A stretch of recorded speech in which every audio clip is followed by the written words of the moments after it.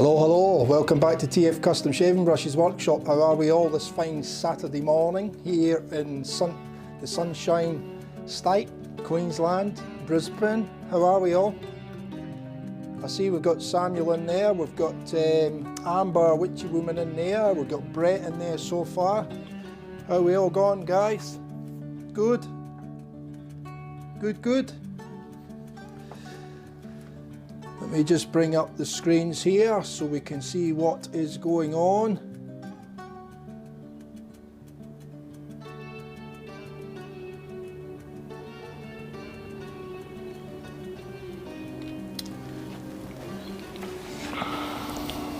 Grey Dog's in as well.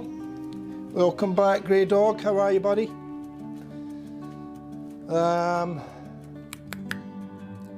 The synth question or the badger question. I think we're actually going to go with a nice big tuxedo in this one. What's this one? This is a 30mm tux. Okay, so lovely and soft. And it's going to really fill out the top of this handle with the black in it, and then we'll have the rose gold bottom on it, I think. I think that's what I'm heading for at the moment anyway. I did bring out a little rhodium, which I was going to put in it, but I think I'll keep the rhodium for something else. Right, let me just go and grab another Frost in a bit, because I think I'll need the 28mm one, so just bear with me 2 seconds till I go and grab that out of the set. Save me a bit of mucking around, digging it all out later. We can drill it with a 28 and we only have to take out a little bit. I've got the 25mm bit there as well, so we can do the coin in the bottom later. So that's all good. Got my tools set up on the end of the lathe here. Hopefully that's all I should need. So how's your weekend going?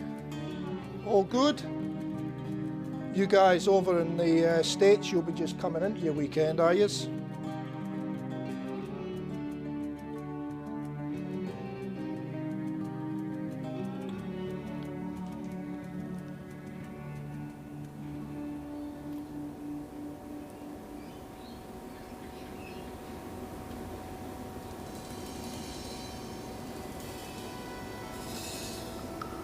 All right, I'm going to get started since you guys are in there. We've got about 5 or so in there now, so we might as well get going, I guess, eh?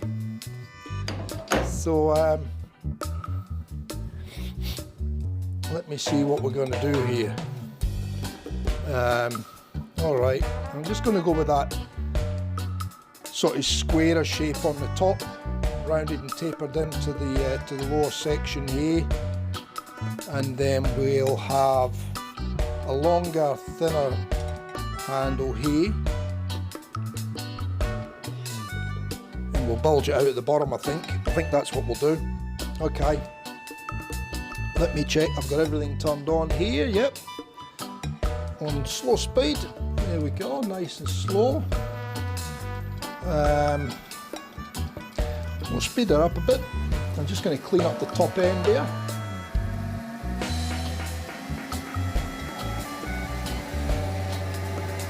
I took the index and wheel off so that I'm not going to catch myself on that. My forearm gets pretty close to it when it's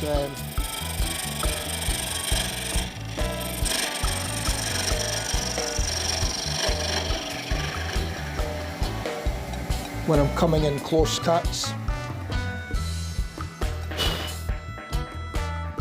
Okay, we need to clean that up a fair bit.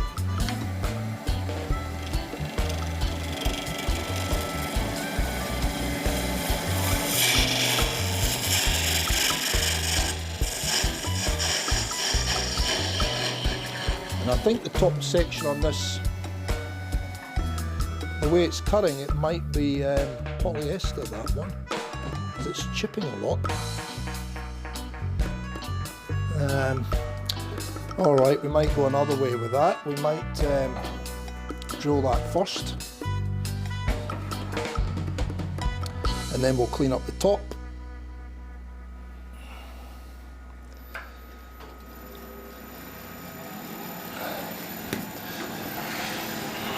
And we'll do it that way.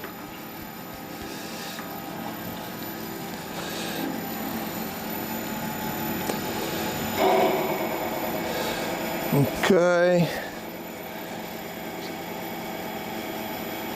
So that's about 16. And I want to go on about 12. So that'll be 28.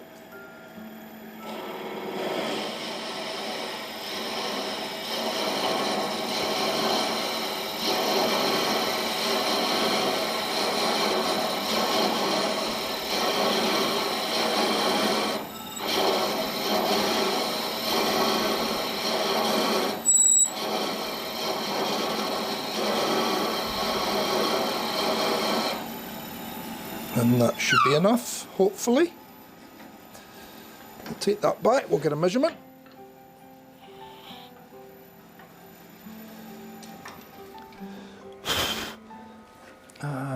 Get the air.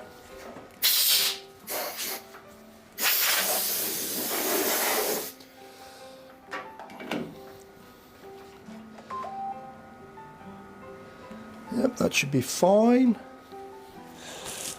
I think. No, what do I want to do here? What do I want to do here? I might go on an extra mil, and then I'll clean up that top edge.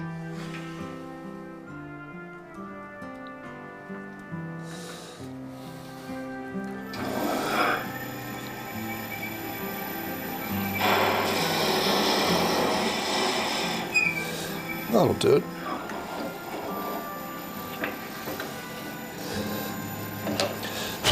Okay, that should take care of that.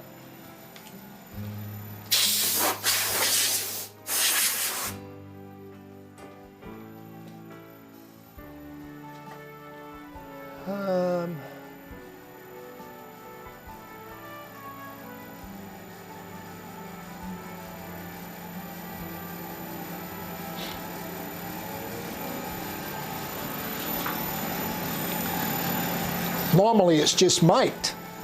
Hey mate, or old mate over there.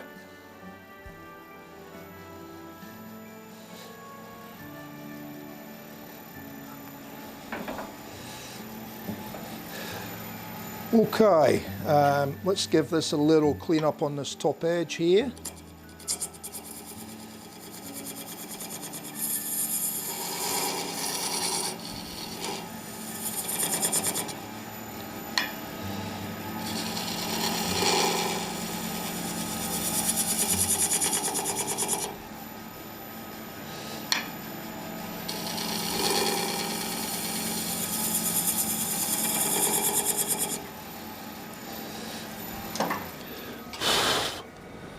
Still got a little bit to go there. Very chippy.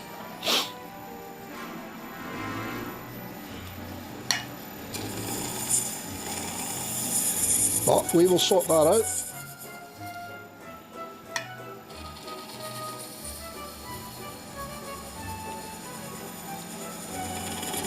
That's it, it's almost gone now, I think.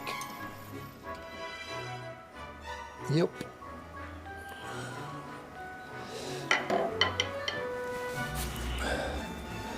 So we'll just check that again.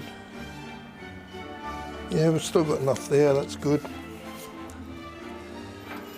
Just a little bit more.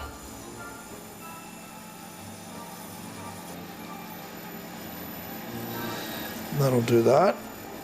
Now, we will have to make it a little bit bigger, the hole, socket.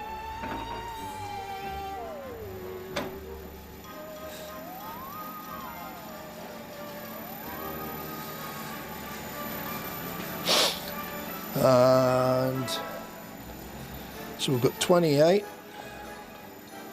Probably only need a little bit. We probably won't need too much.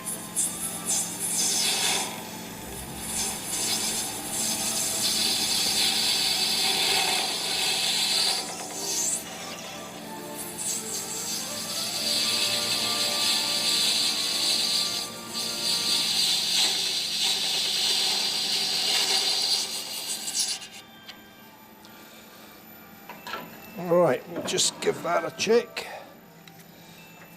Take the sharp edge off.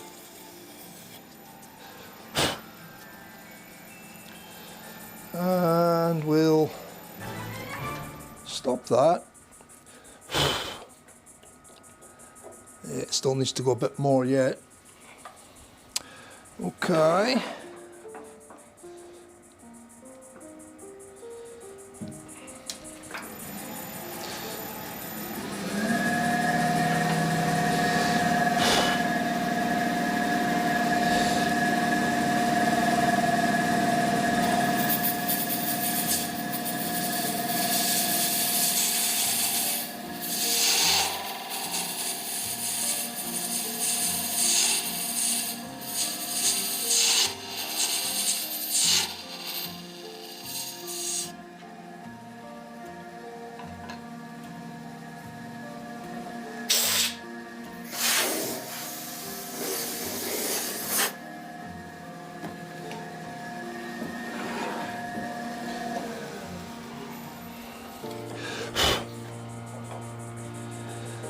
Yep, still a bit more.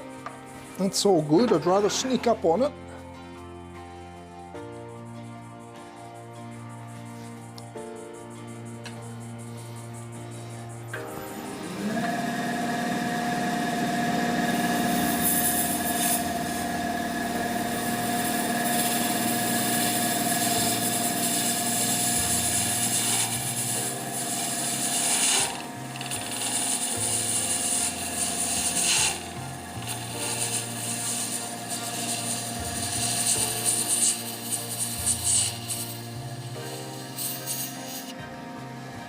Okay.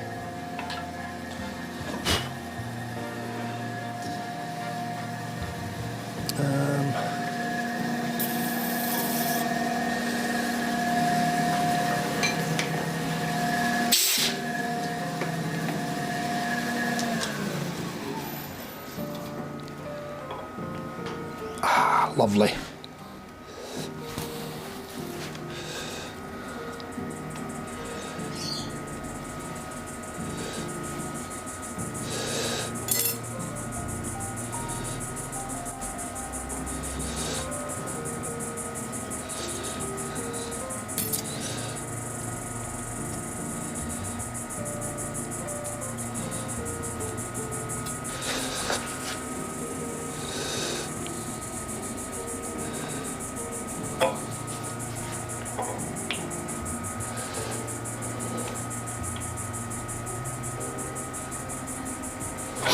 Okay,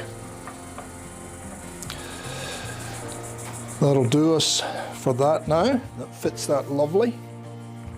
And I'm going to leave the loft higher on this one.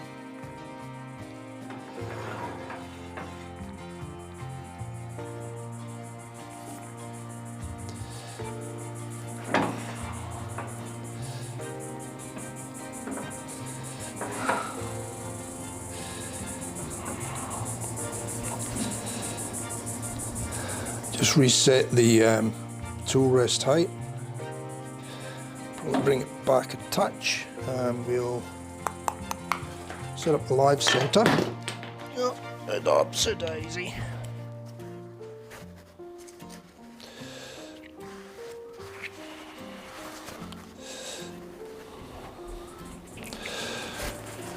So what have you all got planned for your weekend? Anything exciting, anybody?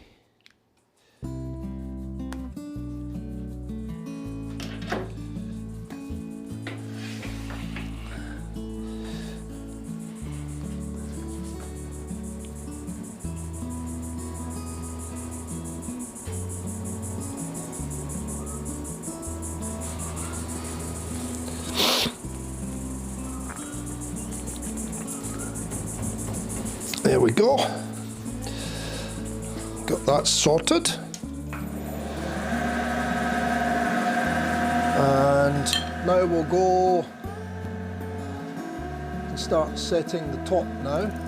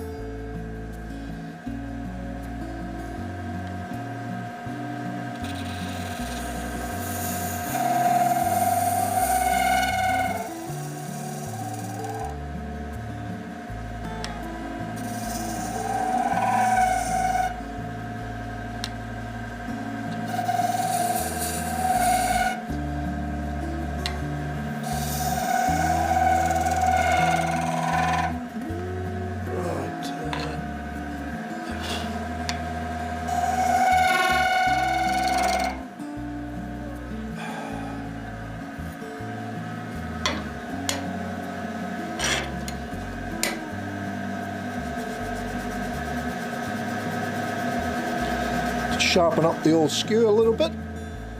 The diamond card.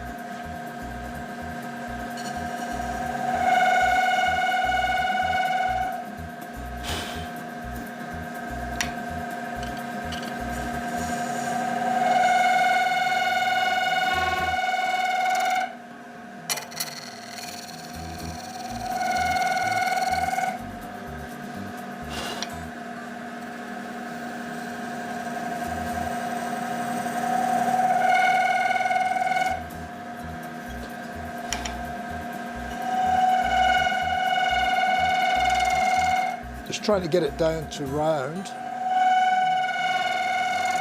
Sorry about the noise. It's not really chatter, it's just... I guess it is a little bit, but I might just drop this down a touch.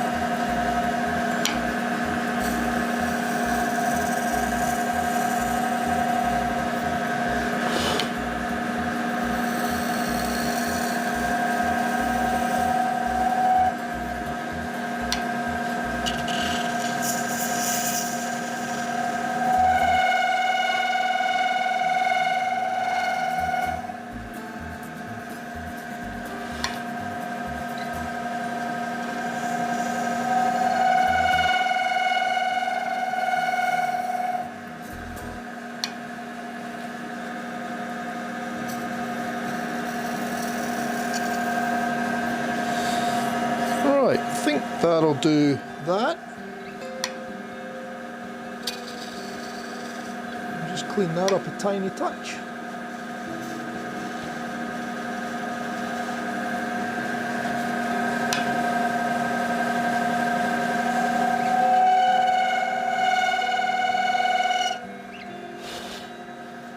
Okay.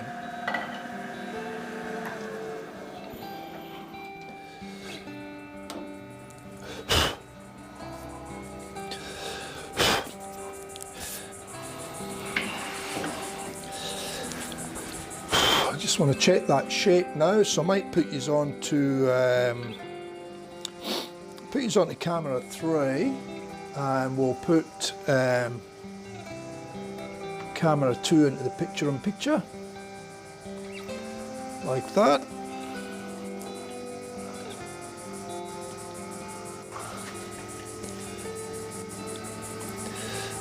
Okay, that's quite nice. That looks pretty good. Just want to bring that up a little bit. So I've just not quite got the transition in the right place between the black and the rose gold. So I'm just going to do a little bit more to that, just to get the transition right on the top of this, where the ring will be.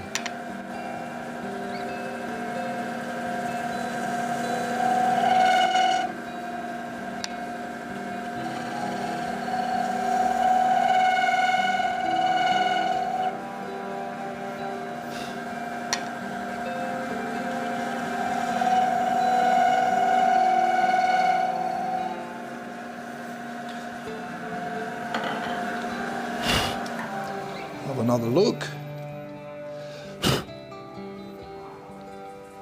Yeah, that's better. That's better. I'm happy with that. Yeah, that's not too bad. Maybe just a little bit more round in it. Just a touch.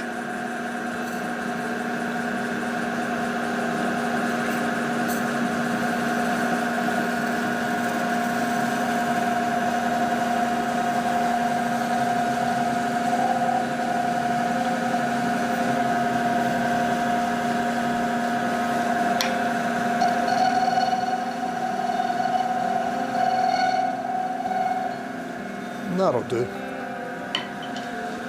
Okay, now we'll come back and we'll go in with the carbide now, just to give it a little bit of shape. So I'll just check my height in the tool rest. Probably a little bit higher than need.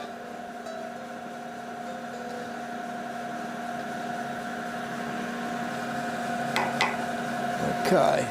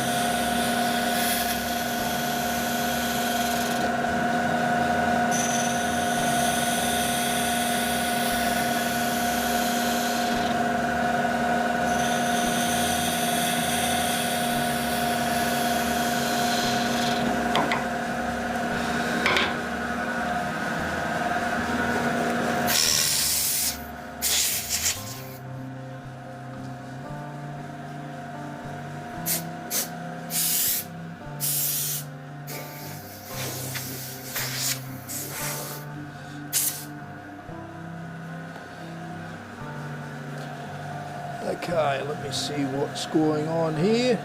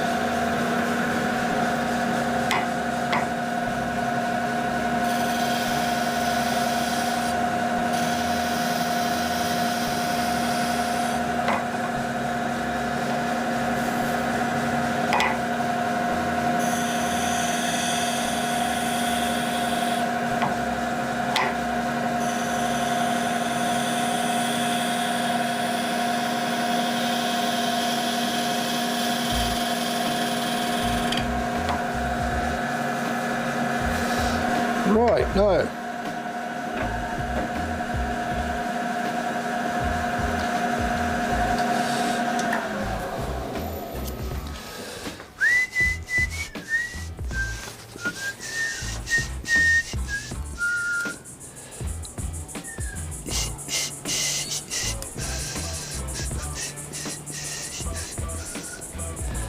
I'm going to make this handle pretty long, I think.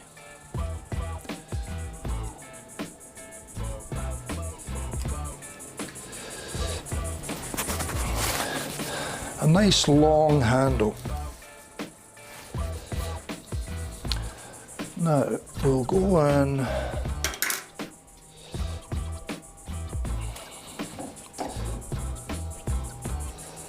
and drop this right down and bring it in a bit closer, and I'm just going to set my mark in the bottom.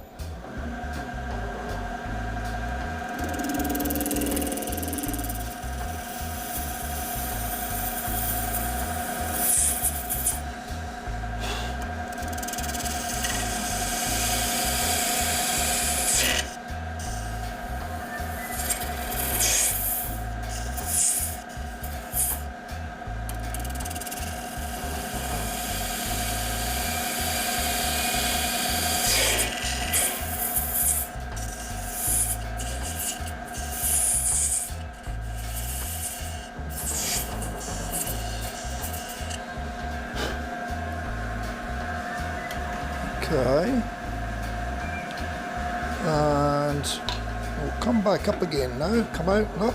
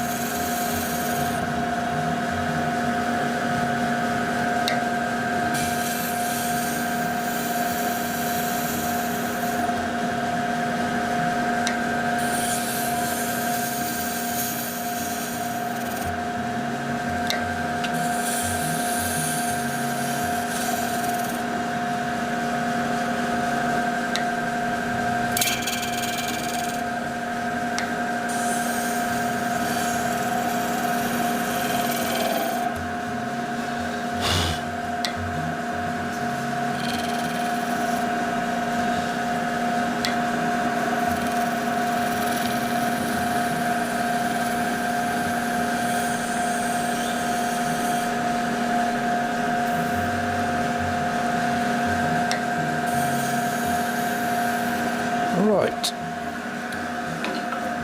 pull this out now.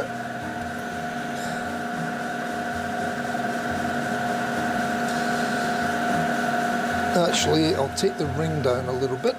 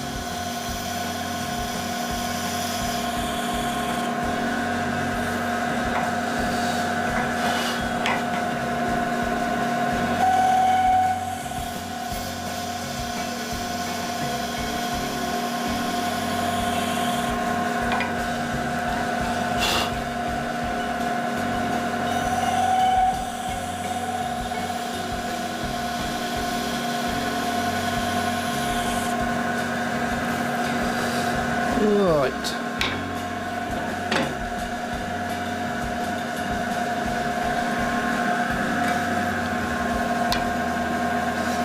Use the smaller one.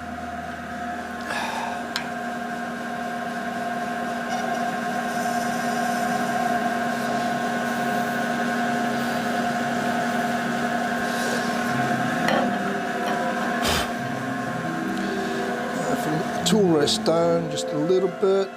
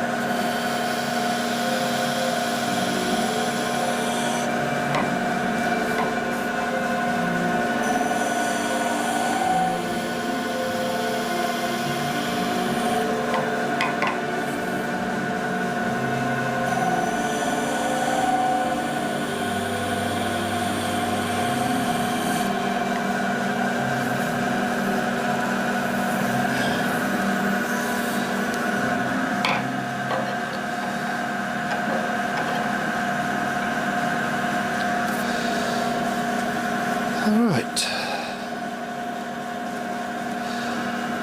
let's have a look at that, see how that's looking.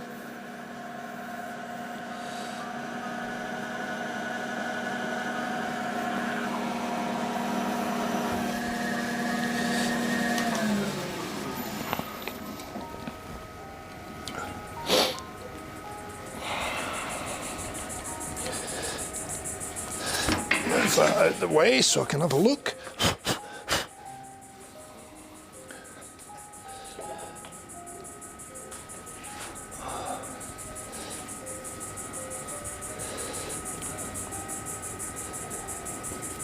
Yeah, that's looking all right. It's a big handle. It's a long handle.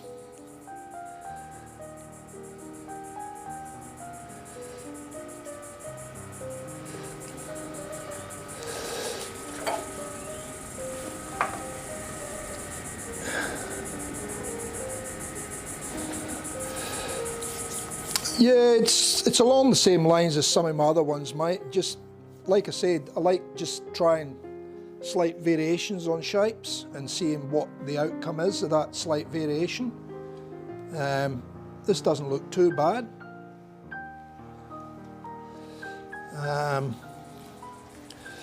So we'll see what it looks like as a finished brush though. That's the other thing. You got to look at it. That's why I like to check things now, because it's something that I've not done much of before. So if I check it as I go, I get a better idea if we're still on track or if something needs to be changed.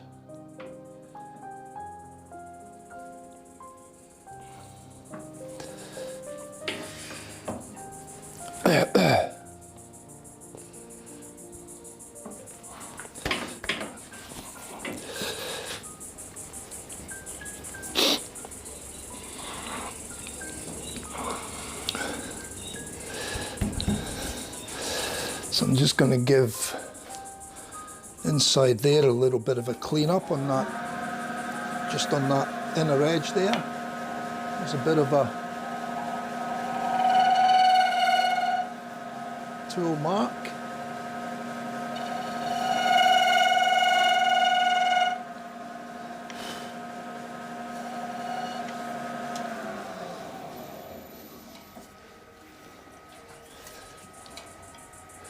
That's better. Come out with the rest, come out with sanding, I think.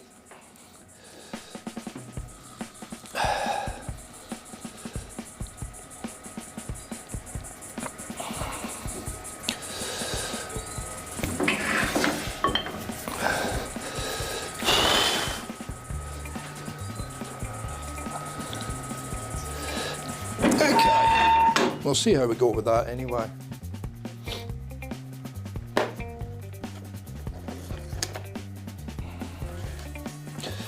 Actually, I should fix this. Where does it open up? Opens up there.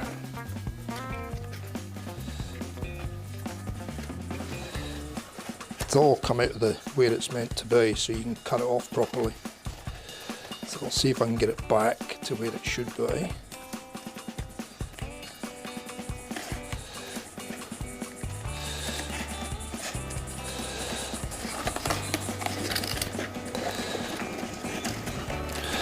Just bear with me 2 seconds till I fix this up.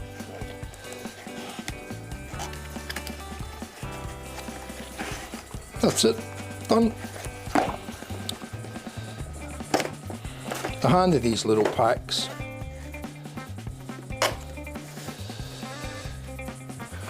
So we'll slow the lathe down. And I'm just going to work some of that chatter marks out.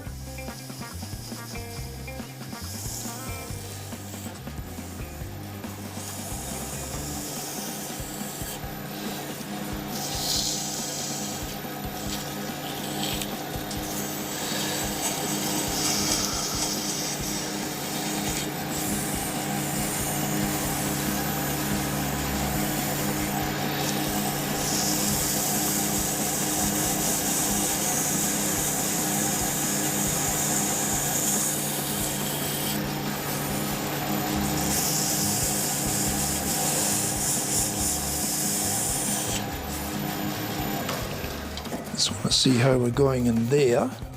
That's what I want to make sure we don't have a tool mark or a sanding line in there.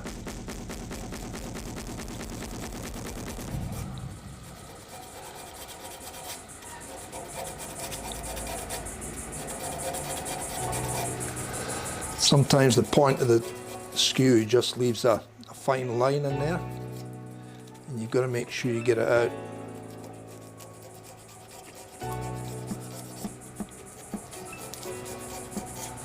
So that looks pretty good.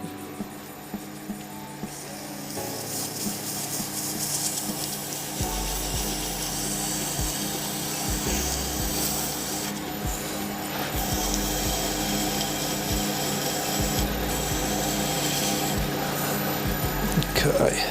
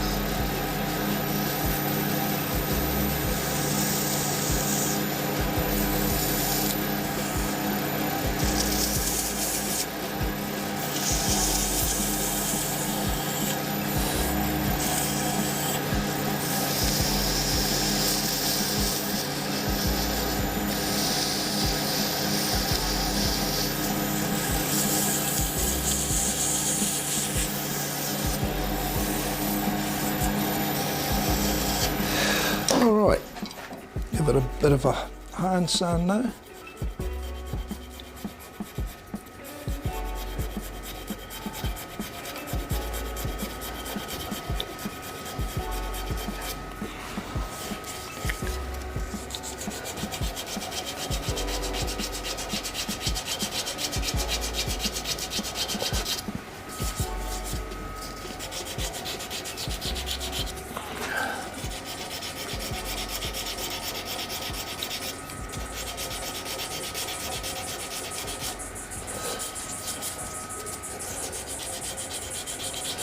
I think this rose gold is going to polish up absolutely stunning.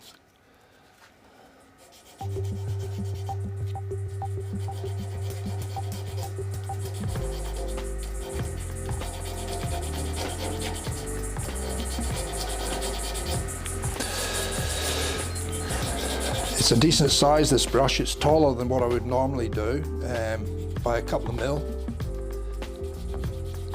But I think the style of the handle and the size of the knot really need it. So hopefully the proportions work out okay, because I've set the loft higher as well, so there's more knot sitting at the end of the handle.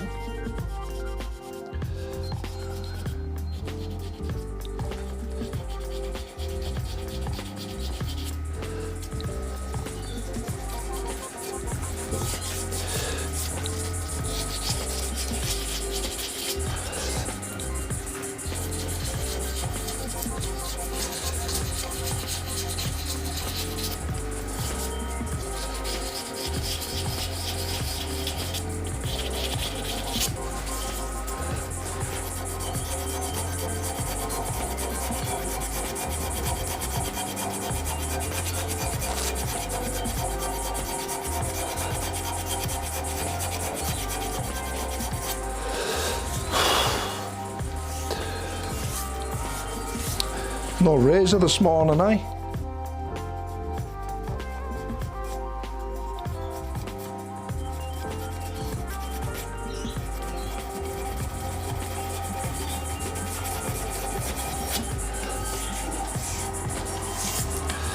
Unless he comes in near the end, might be too early for him.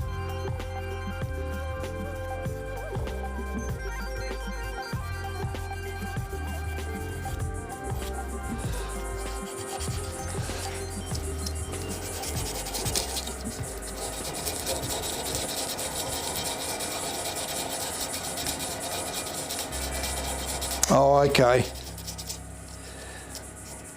Must have had something on.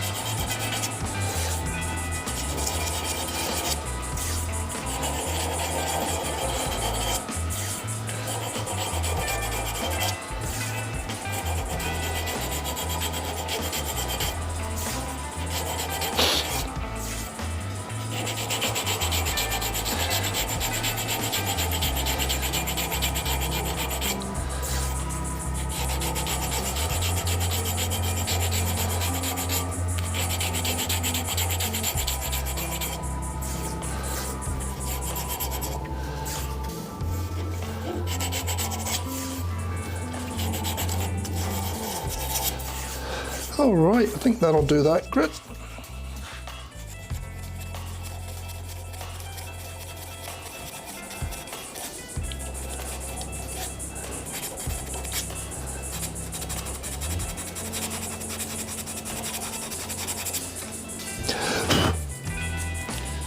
and I think we're okay in there. There's my little foam pad.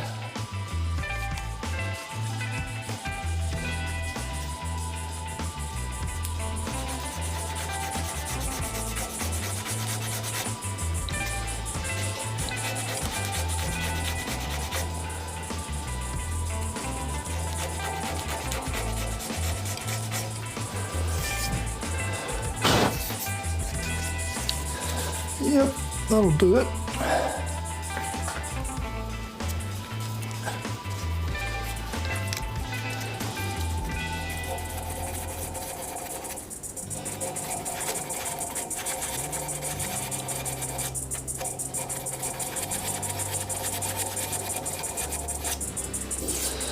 All right, that'll do that one. So we'll put that there. Bring that back out.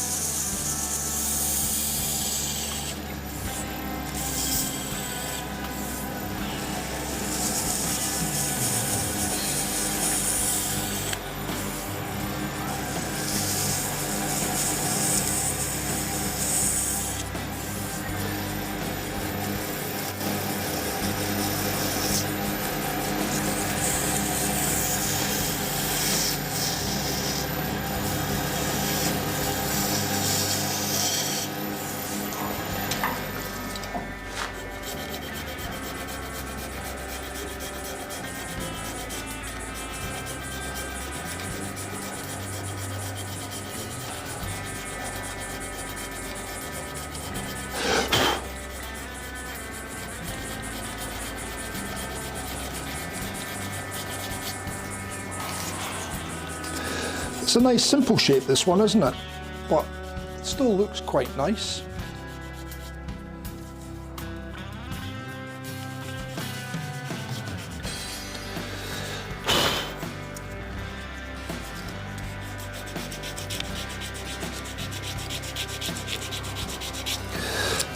What size did that end up finishing up at? 30 mil.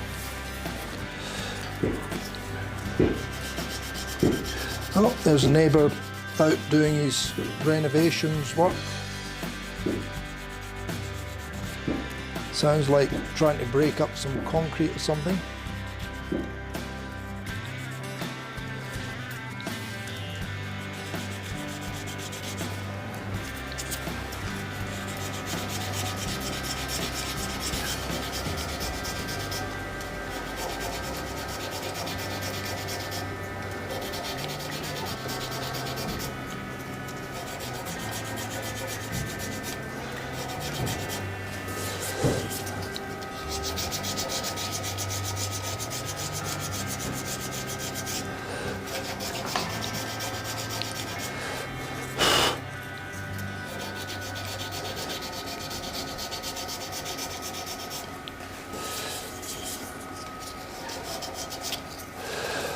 Okay.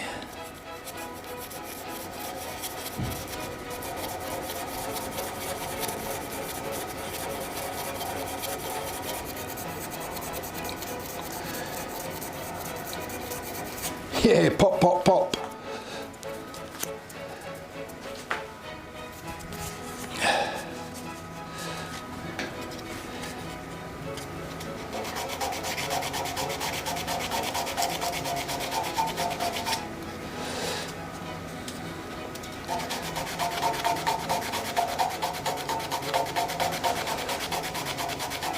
He's probably got me timed now so that he knows exactly when I'm getting close to the wet.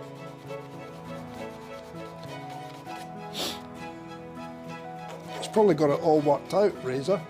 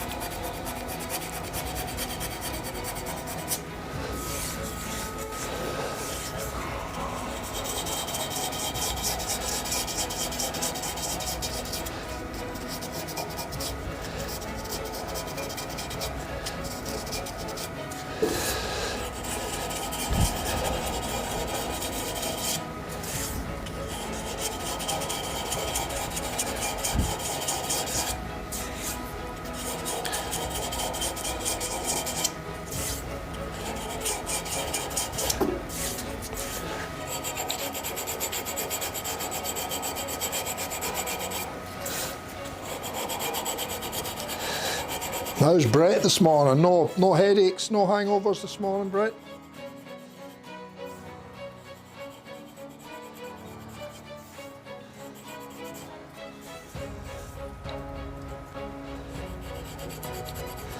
Anthony, how are you, mate? Welcome back.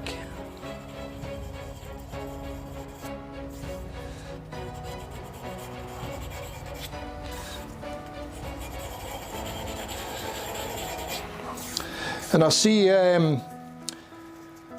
Shaving with Chief is shutting down or stopped doing his YouTube content now. He's had a promotion.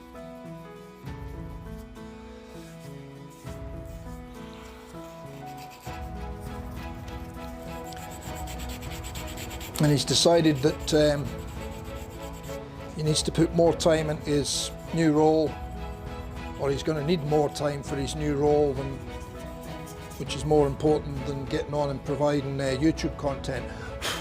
So yeah, I watched his video just yesterday, I think it was. He put a live up yesterday morning, our time here.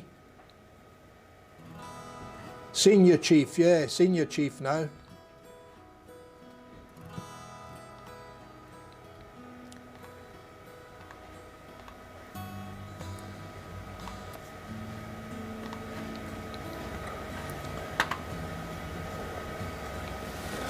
A responsible drinker. Good to know, good to know.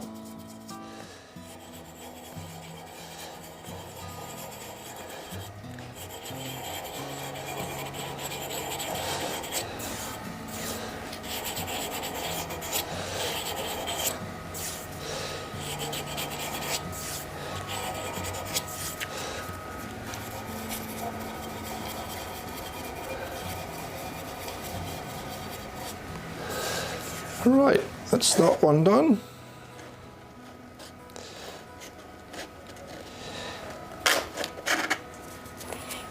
And the next one.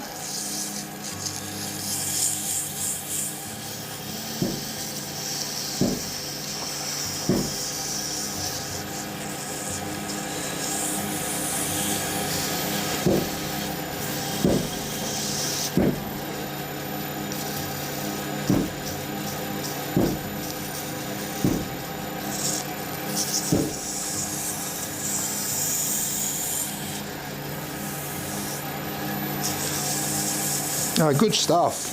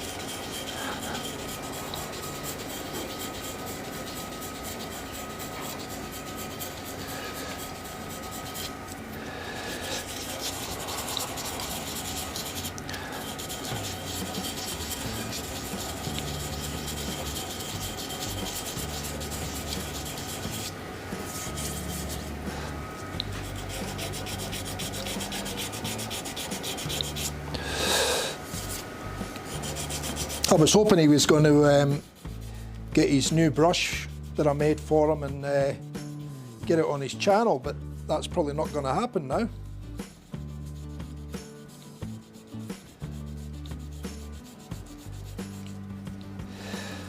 Because he wouldn't have his new brush yet, I don't think. It would still be in the making, I think. I'm not sure, I'd need to speak to Sarjan. and see if it was made and sent, or if it's still to be made and sent, because I sent him the handle a week or so ago.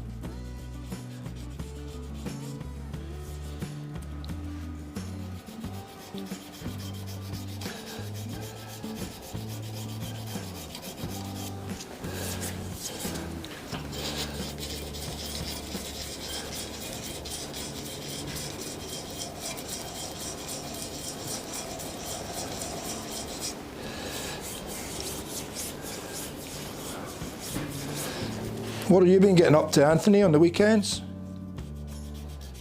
On the grog?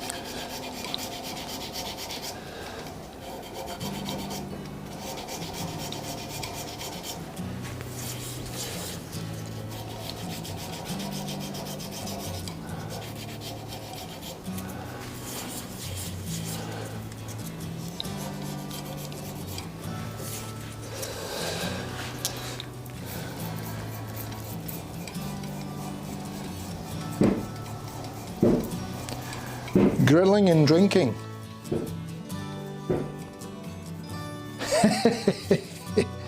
Yeah, it's hard work keeping up with it all.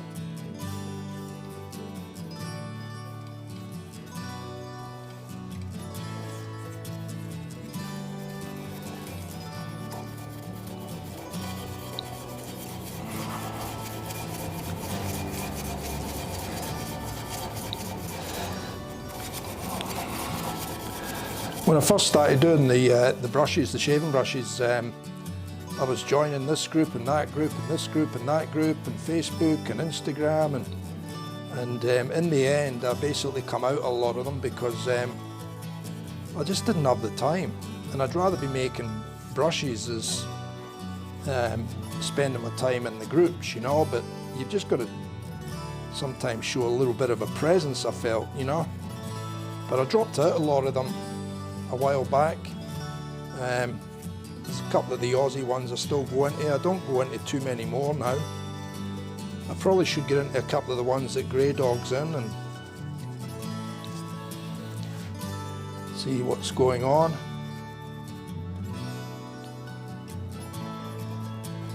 But it's getting the time, that's the big thing, and you can get sucked into them, you know, like you can spend hours and hours and hours on them. You don't realise it, time just disappears on you.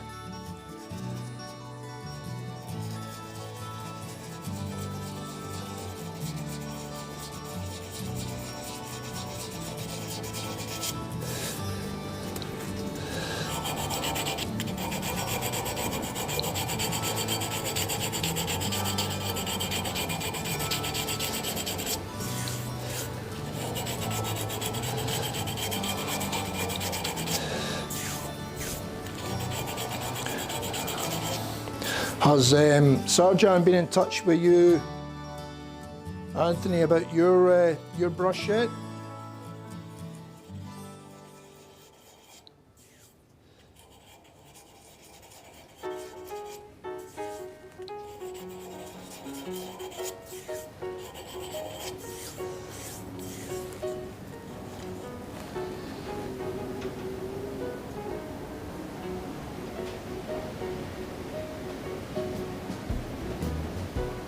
Exactly, Sam, exactly, mate.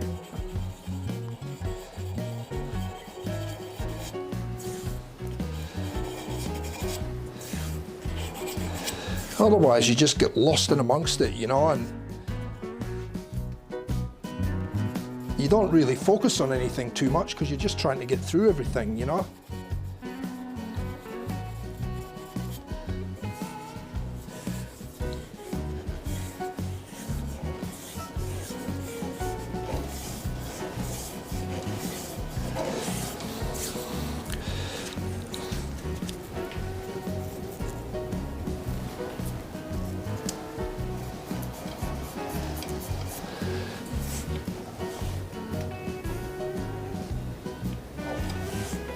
Oh, okay.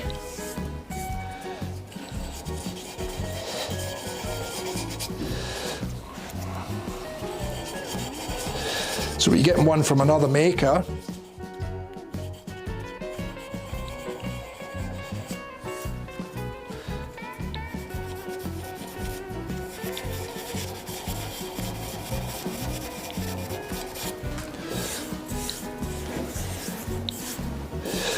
That'll do that, I think.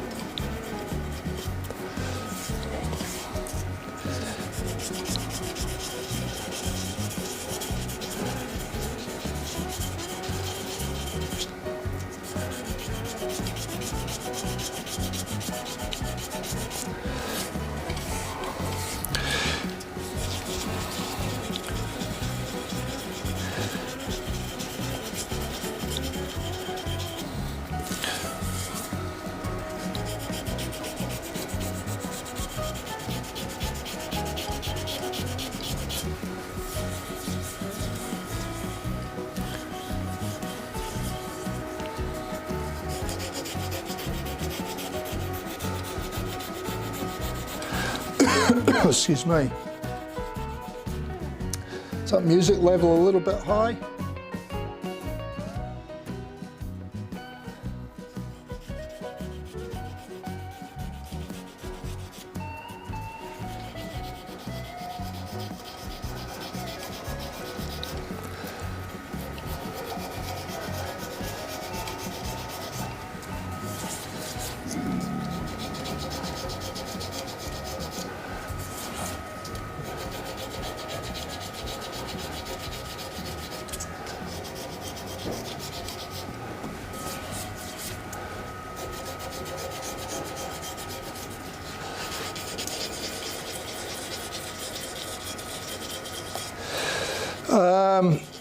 Yeah, I probably will, but because I've set everything up on the big lathe now, I'll probably just leave it here for a while, mate.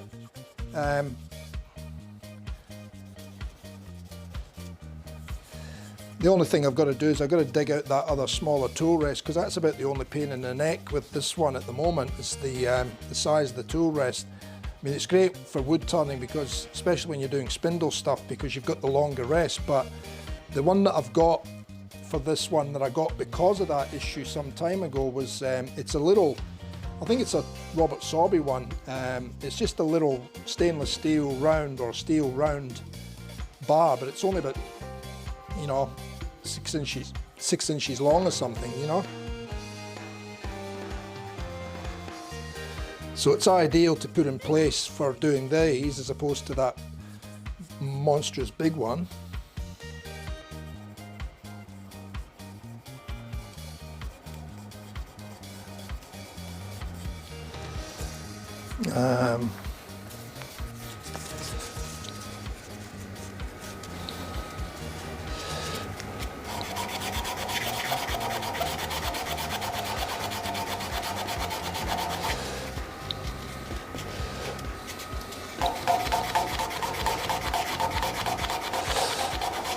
So I have made it easier to move the stuff around to get back to the other lathe if we wanted to go back to the small lathe, but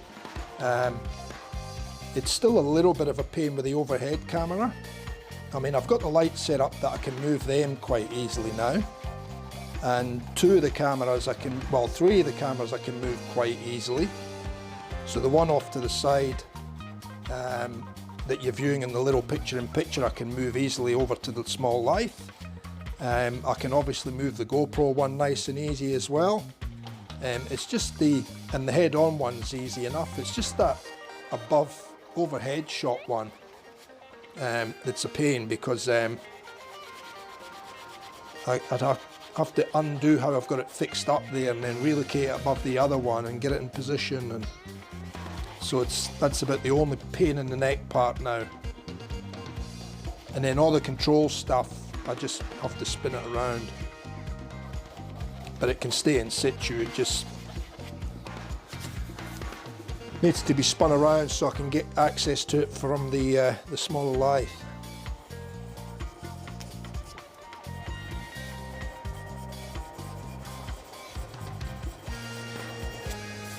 Yeah, it'll be in one of my, I've got a heap of toolboxes here that I have different things in. So like I have my pyrography gear in one, and I have some of my hand woodworking tools in another one, and then I have my wood turning stuff in another one. But I was sure I was in that toolbox the other day looking for it and I couldn't find it, so it might be in the, I might have put it in the one of the drawers underneath my small lathe out the way, so I'll have to pull everything out of there and have a look and see if I can find it again, because it'd be ideal for this, the small handles and stuff on the big lathe here.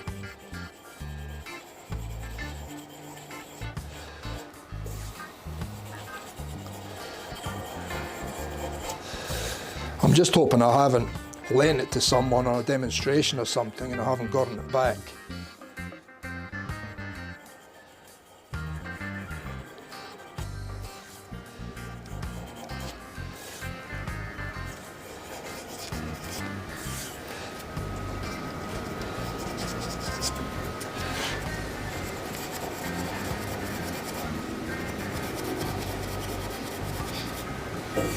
Right. Lucky last sanding grit anyway.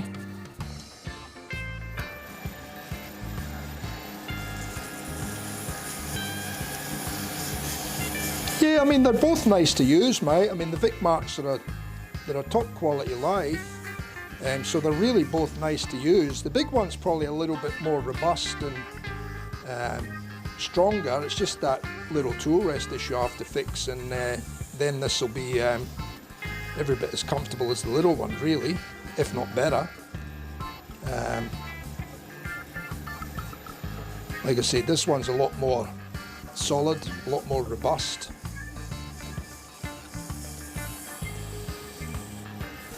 And if we're going to do some wood turning as well, it's probably better on this one. I mean, the little one copes with it well, but it's probably better on this one. So I sat the other day and scheduled in some more streams, but I got about 3 in, and that's only taking me through until Tuesday, so I'm going to have to sit down for another few hours and come up with other streams that we're going to do. I've got a couple of casting ones I'm going to have to do. I've got a few more handles I've got to make, and a couple of them are custom castings, so we will have to do another casting video at some stage, but we'll take that as it comes as well. So that'll be one that I'll probably end up having to schedule in. Put it in a slot somewhere.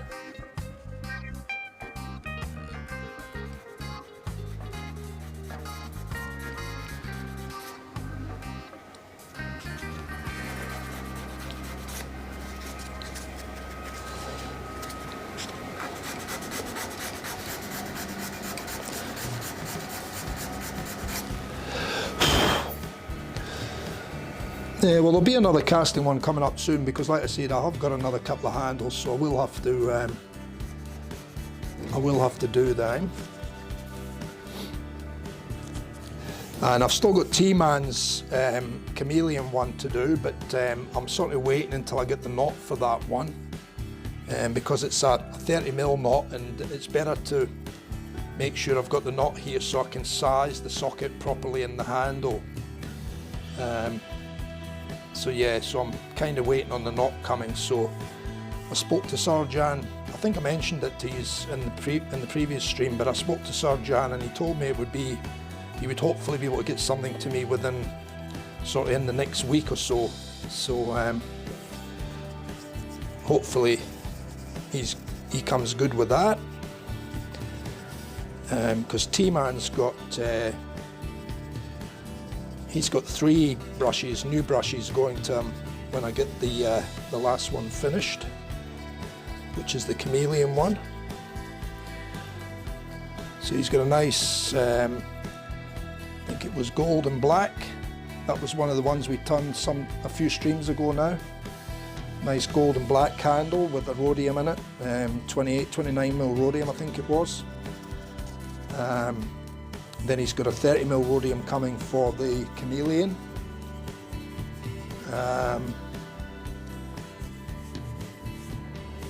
Chris, how are you, buddy? And then he just bought a New Guinea rosewood barrel handle off me, with a, I think it was a 30mm tuxedo. So they'll all be on their way to T-Man once I get the chameleon one done.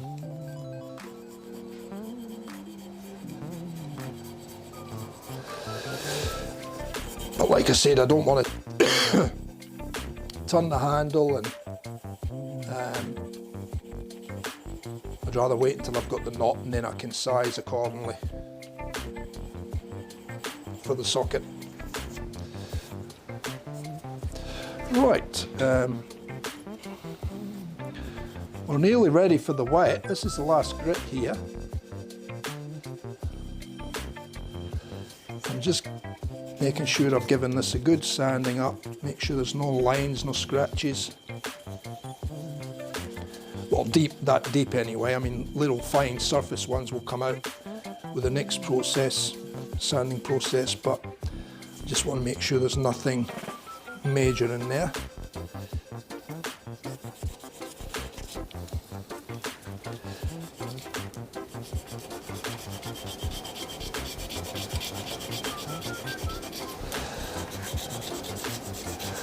Excellent, excellent. I take it you haven't heard nothing either yet about your handles being sent or on the way, or when they're going to be on the way from Sir Jan?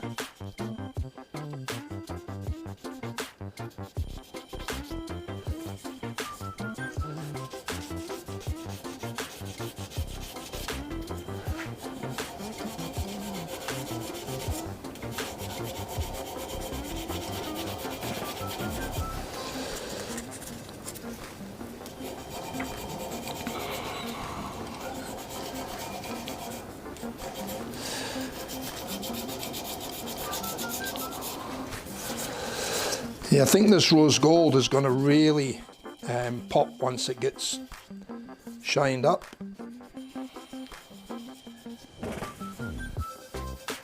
And I think we're going to get a nice effect with that holographic in there.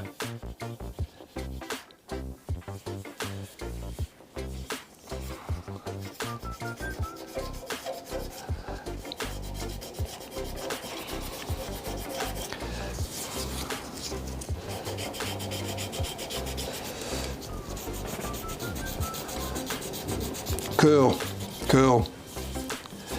Yeah, I spoke to him, I think it was earlier last week, and he was telling me that I think he had about 6, because I sent him down about 13 handles or something, but I think he said he had about 6 of them done and he was working on the other 6, or the next batch or whatever. So yeah, hopefully it shouldn't be too far away.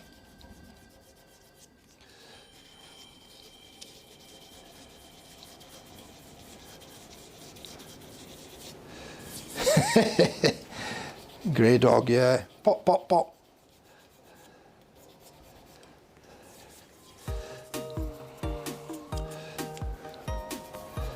I'm surprised he hasn't showed face, or is he going to wait until we actually hit it with the wet before he drops into the stream?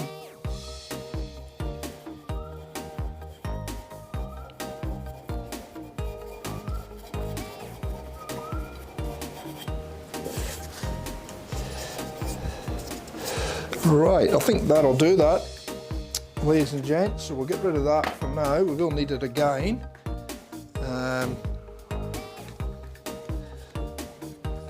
We'll just leave them sit there for now. We'll get my water.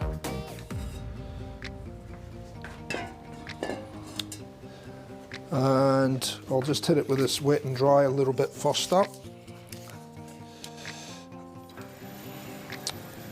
Are we ready?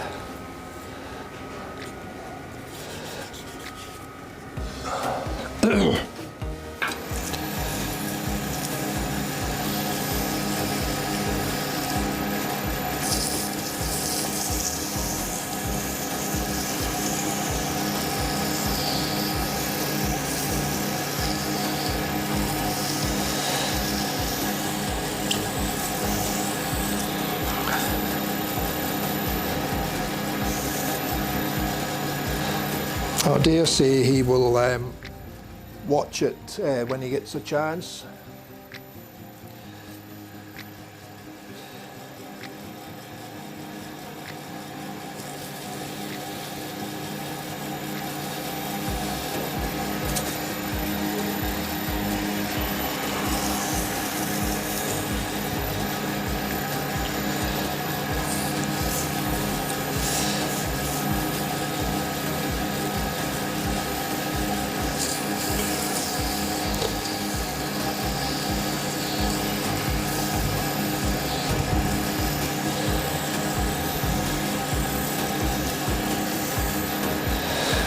Alright, that'll do it for them, I think. I'll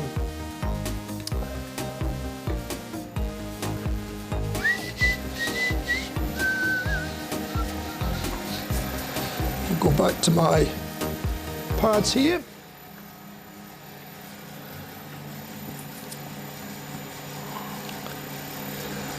Right, I think we're probably on the best shots in camera at the moment for showing you what I'm doing, eh?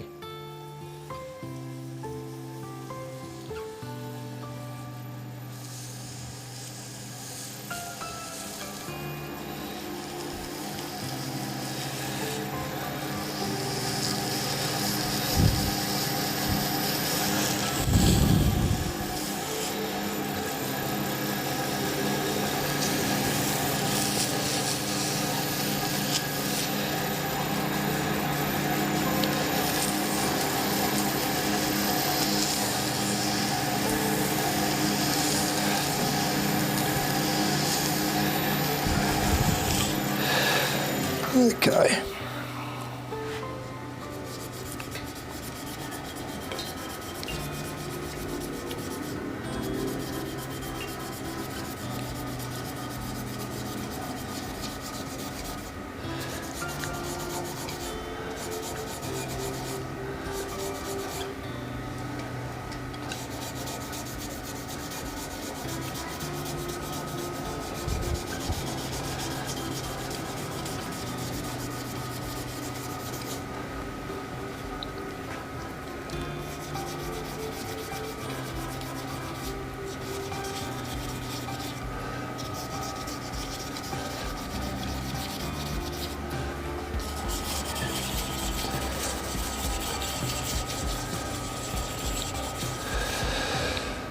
In the Aussie colours, the green and gold. I have done green and gold before.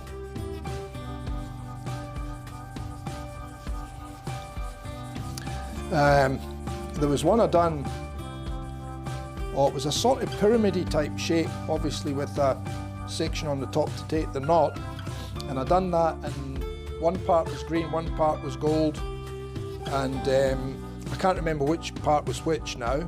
And then what I done was I beaded all the bottom section of the handle, and it kind of reminded me of a pineapple. But the green and gold, yeah, it was really in your face.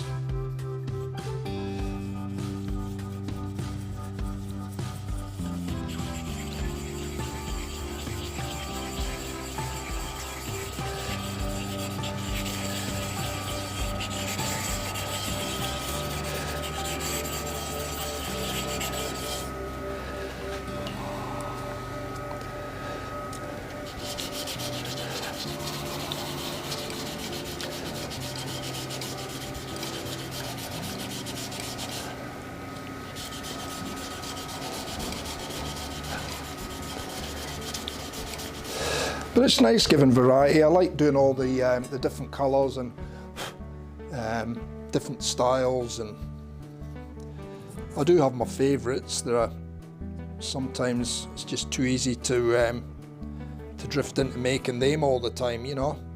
But I do like to mix it up a little bit and try different things as well. Like that handle that I done in the last stream on Thursday night. As soon as I got off and went in for a cup of coffee, got off air and went and had a cup of coffee, and I sat down, and I normally just watch a bit of the video back just to make sure that the sound levels are okay and all that.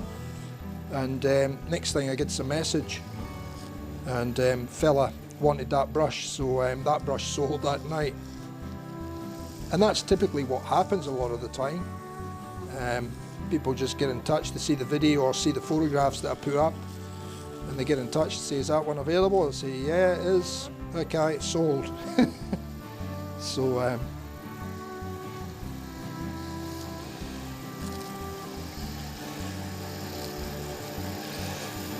spiraling tool. What do you mean spiraling tool, mate?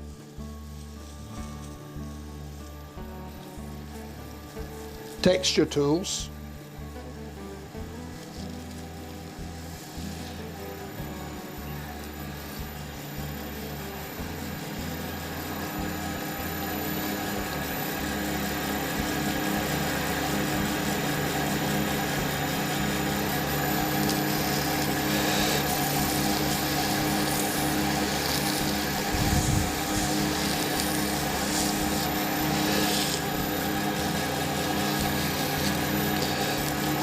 Is that what you're talking about when you talk about spiraling? Grey Dog, sorry, I thought it was Sam that put that question up. You're talking about texturing tools.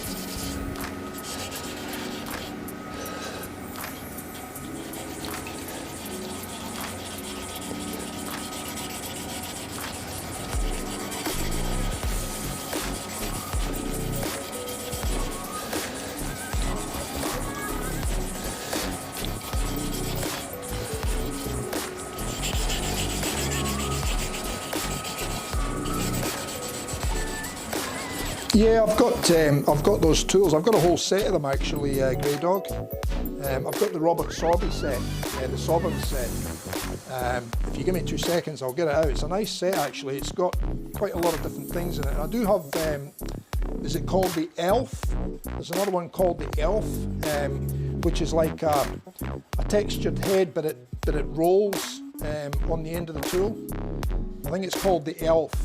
I've got that one as well.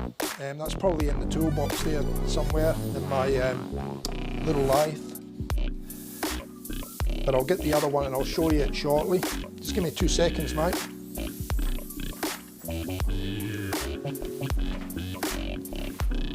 Oh dear.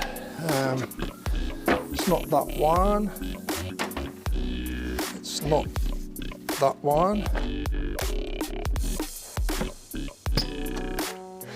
It's not that one.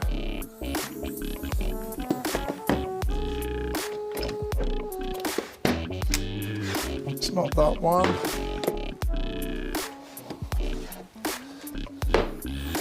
Don't think it's that one either. It's this one.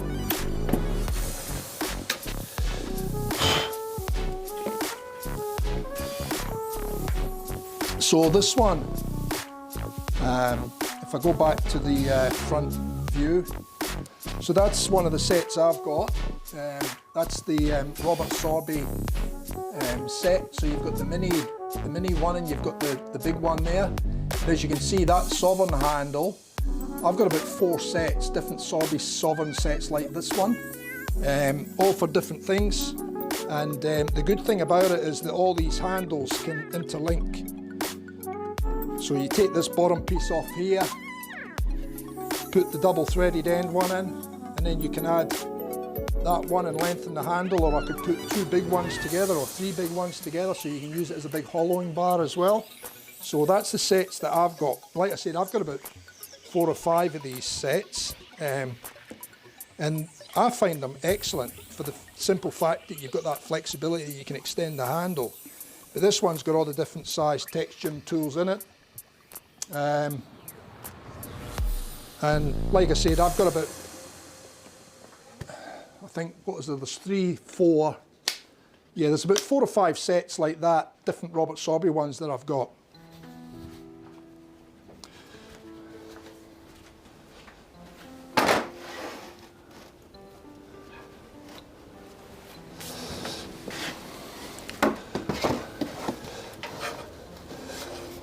So as you can see, I've spent lots of pennies, lots and lots and lots of pennies building my kit up over the years.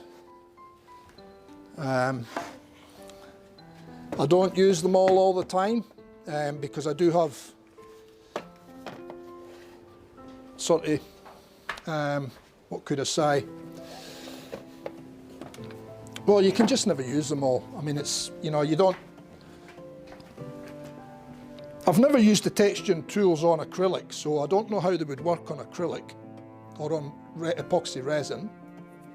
So I'm not sure on that one. I can't really answer that one.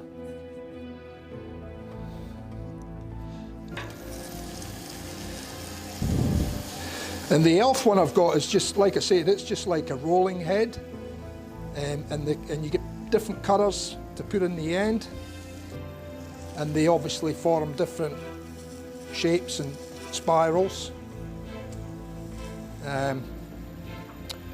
See if I can find that one. It should be in the drawer here. Just give me 2 secs, just in case you haven't seen it before. Where is that one?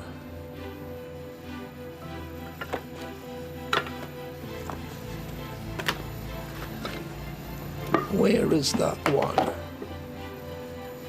Because that's in a little packet. I hope I haven't lent that one to someone as well. That's the trouble. I lent some of my gear out and I never get it back.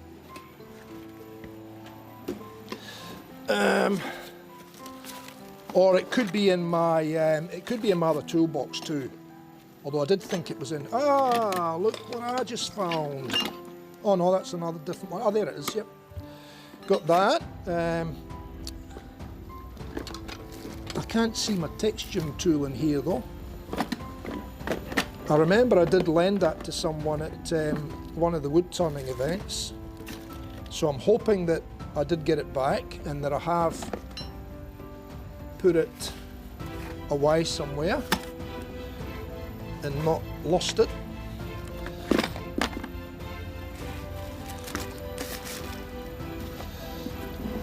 Anyway, I can't find that one for now, but I did find my tool rest. So I found my short tool rest. Ta-da!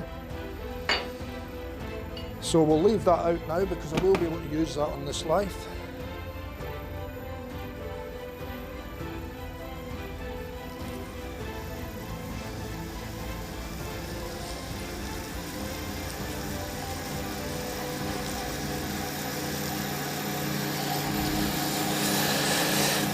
Yeah, I'm not sure that it's going to work too well on resin though, Grey Dog.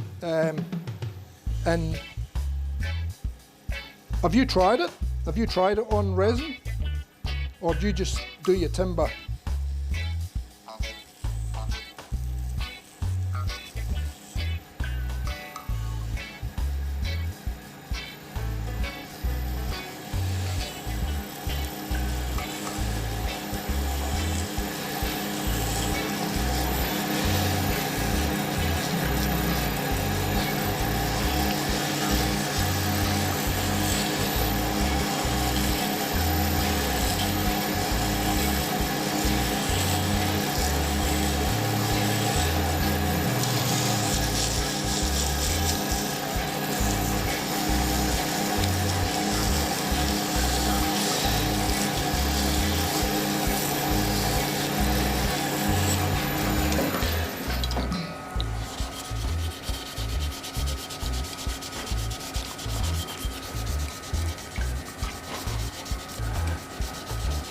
Yeah, I don't think it would work too well on the resin, to be honest. I think the resin will be too hard. And the other thing would be you would never get a finish on it, a shine, because you'd be compressing the resin, and I think it would make it go dull, and then you wouldn't be able to get that shine back into those pressed areas. At least that's my initial thoughts. I would need to try it on a sample piece of resin rather than try it on a handle. But I'm not 100% sure that it would work.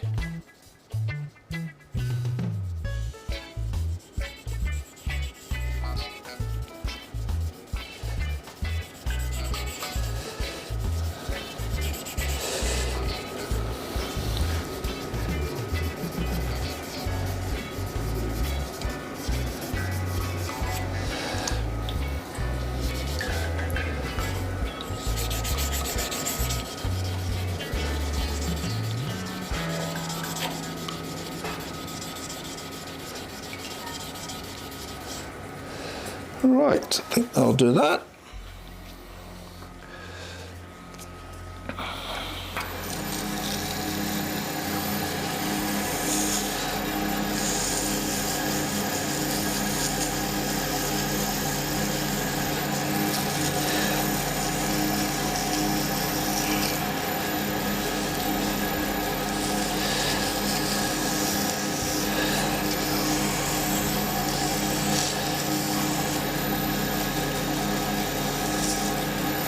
Yeah, that's the only thing with the resin, you sort of tend to move away from the traditional turning tools because it's too hard on them. It takes the edges off them pretty quickly, and if you do get a bite, they grab severely too. So that's why I tend to use the skews as a sort of negative rake scraper, and then I use the carbide for the majority of the shaping as well, for the deeper sections, because the traditional tools don't seem to do that well on the resins.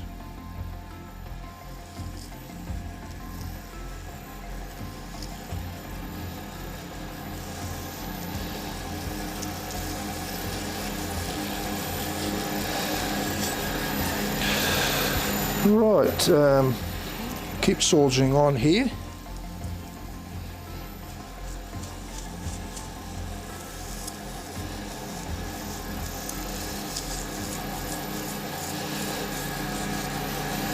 Starting to get a bit of shape into this now.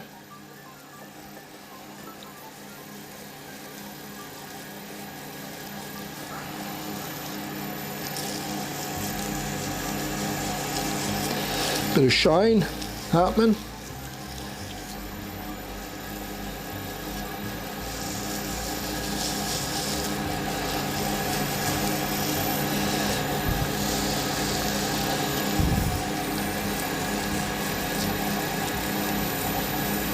Yeah, and that's true. I mean, when you're working with timber, I mean, you see a lot of people using carbide on timber as well, especially those ones you guys have got over there. The is it the wood easy or whatever they call them, the easy wood.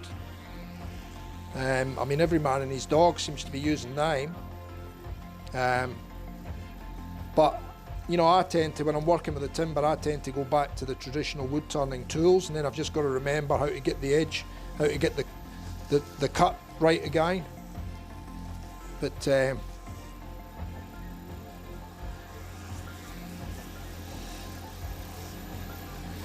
yeah, you know, the scrapers and carbides are ideal for the resins, the acrylics.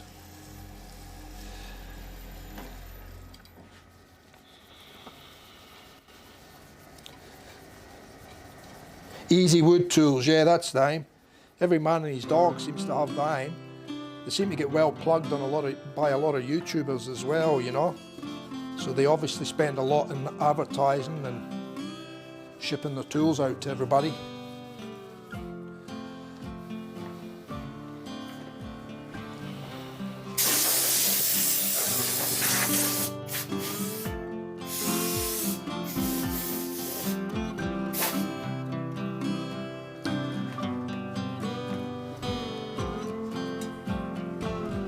Exactly. Yeah.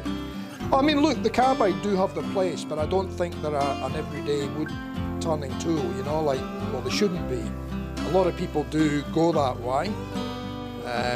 They can't get the hang of traditional wood turning tools, so they'll revert to the carbides and make it easy for themselves. But I never find that I can get on timber using carbide, I never find that I can get the right finish off them on timber. You either, you know, get touring grain or, you know, you just can't get the same finish as you can get with a traditional wood turning tool on timber.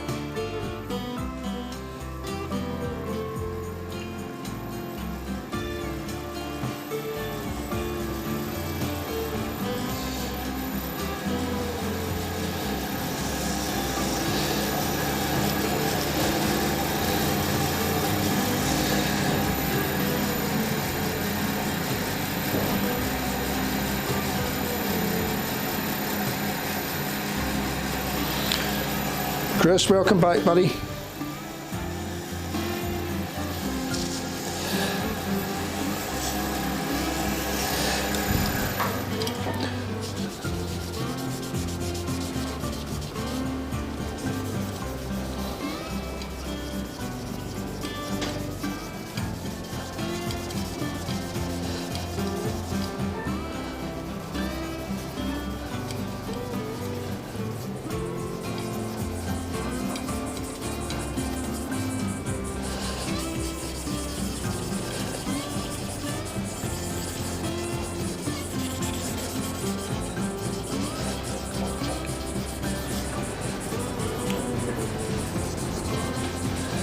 Yeah, it's going to come up a bit of a looker, this one, once it's all buffed up, polished.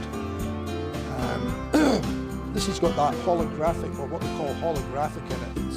It's like a very, very, very fine glittery type pigment. But when it goes into resin, it sort of spirals around a bit like resin does, coloured resins. So you get that sort of look in it, and I think that's what they call the holographic.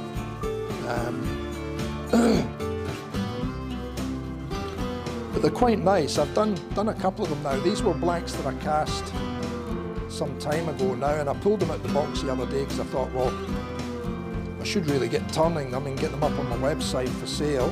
My website's looking a bit worse for wear at the moment because nearly everything on it's sold. There's only a few brushes left to sell, and I've got excuse me, I've got about 6 or 7 or more brushes sitting on my table waiting to be entered into the website, and this will be another one of them. So I'm a bugger like that, you know. You can't sell them if you don't put them on the website. But I can't keep everything, you know, so as much as I'd like to. I toyed with the idea of putting a little rhodium in this one. I think I mentioned at the beginning of the video, I've got a little 22mm rhodium there that I was going to put in this one. But I think it would have probably looked too small, so I went with a big chunky 30mm tuxedo synthetic. So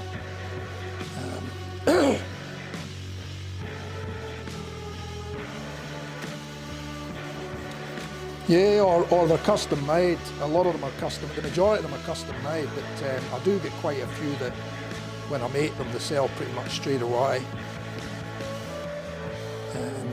So that's always good. But it would be nice to have a bit of a selection up on the website too.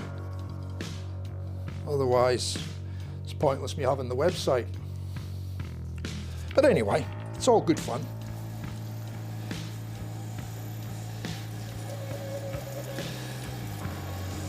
The YouTube's still a little bit slow. I mean, I wish the YouTube would kick off a bit more.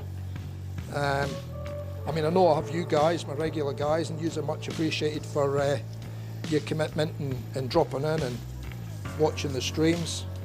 But it would be nice if we could get the YouTube channel growing a bit more. I think we've been sitting on about 87 subscribers for the last couple of weeks. It hasn't moved, so I thought there would have been a lot more interest in people wanting to see the brushes being made, what time goes into them, you know. And, you know, the majority of people that do come in are in for the right reasons, because they like watching the brushes being made, or, you know, they enjoy coming in and meeting and having a chat with the other people. But it'd be nice to sort of get it growing. I guess it takes time. The channel's still fairly new, right?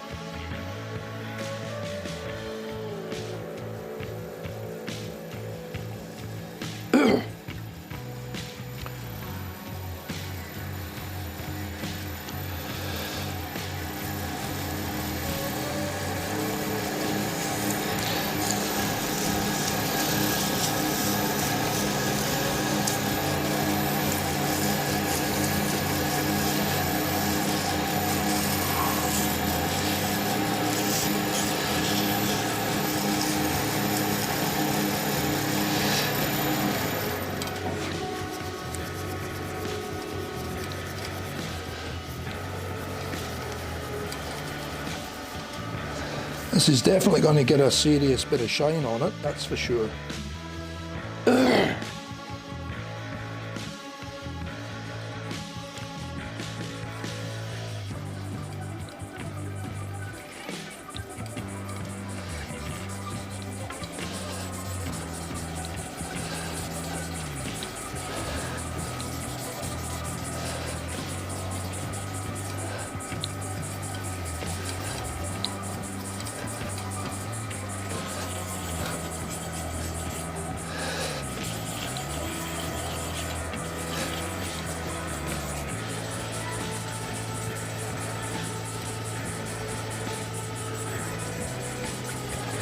Yeah, and that's one thing that I need to maybe look at, Sam, is that the time is an issue, because like nobody really wants to sit down. Well, not a lot of people want to sit down for 2 or 3 hours to watch a brush handle being made or a brush being made, you know. So it's getting it at the right times, and it's also getting the videos at the right length as well, where people are actually keen to watch them. What I was thinking of doing was, but it's more time, that's the only problem. That's the good thing about going live, is the fact that you've got no video edit. But I did think about maybe, because I do record all the lives as well, and I thought, well, maybe if I was to video edit those so there were shorter versions of the live, and maybe speed up through all the sanding process, or cut a lot of the sanding process out, and just have the initial shaping part running at normal time, and then maybe the end part at normal time, and speeding up all the sanding process. So that's something that I can possibly look at doing. So you can have the full live version up there, but also have a you know, a shortened version.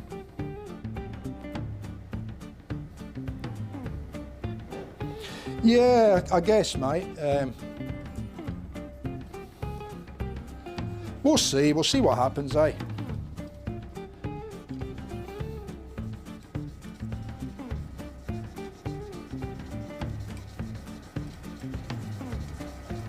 Yeah, it's amazing, some of the YouTubers that are on there. Like, I've been following a young couple here in Australia, and they sold their house, and they bought a caravan and a four-wheel drive, or I think he had a four-wheel drive, and they sold the house, and him and his wife and the two kids, they've taken off touring around Australia, even in this COVID time. So they've had to stick to Queensland at the moment, but then because things are opening up now, they're starting to go more travel. They're called Big Oz Explorer. And I've been watching them, and they're getting tons and tons and tons of subscribers, and it's only a relatively new channel, but it's obviously something that appeals to a lot of people, you know.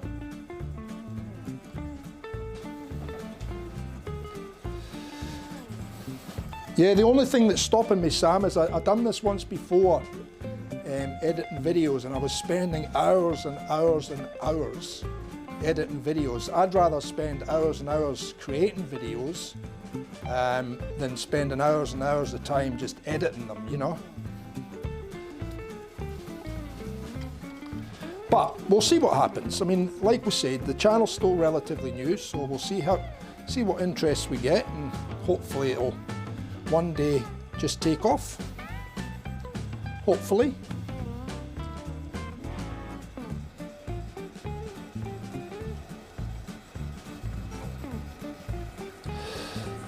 Right, that's that one done.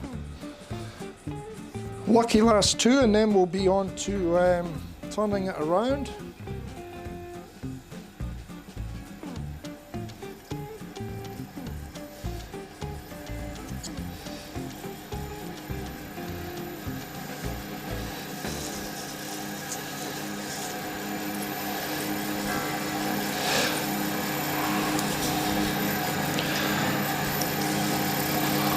This is going to be a monster brush with that big 38mm tuxedo, 30mm tuxedo, aye.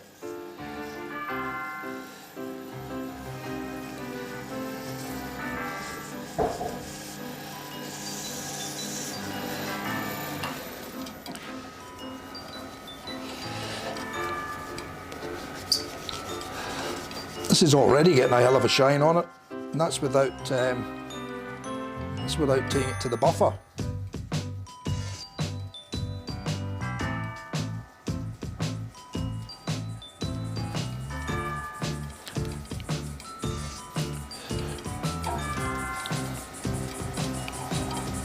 Yeah, well, another cut above gives me a bit of a plug fairly regular. He's got quite a bit of a following now, Chris Madden. I made him his channel brush actually, and I think I made him another couple of brushes after that. He gives me a bit of a shout out every now and again because he still uses my brush in a lot of his shaving videos. He does a lot of shave videos and head shave videos, soap reviews, razor reviews, that sort of thing, the usual stuff.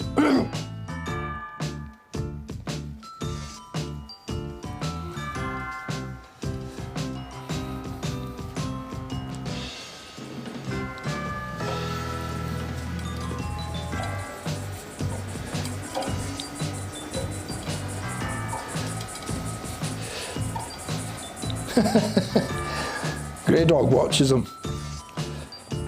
Another Scotsman, Grey Dog, another Scotsman.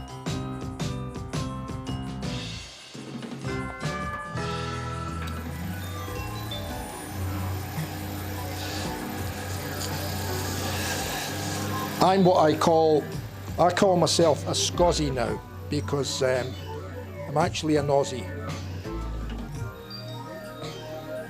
But Scotland will always be deep in my heart and always be home, really. But Australia's my home. I mean, I love Australia and everything it's got to offer. But your home country is always your home country, I think, you know.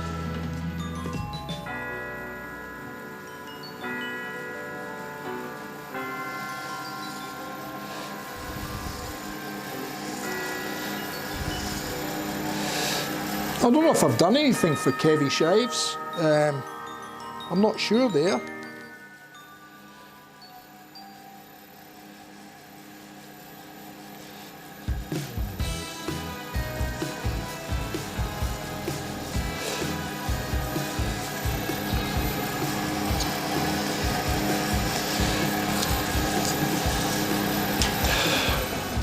Right, can you see that? Oh, that's lovely. Let me go to the top-down shot. How's that looking? And that's still going to be buffed yet.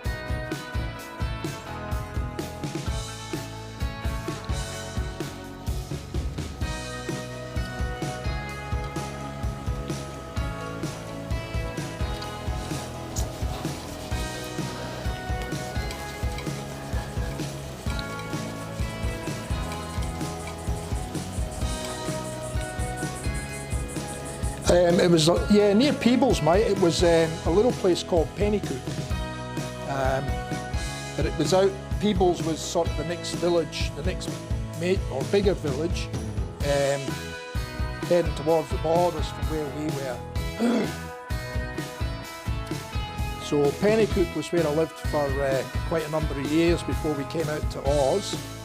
When I got married, the wife and I moved to another little village which was called Roslin, which was where part of the Da Vinci Code was filmed, in the old chapel, and some of the surrounding grounds around the Roslin Chapel.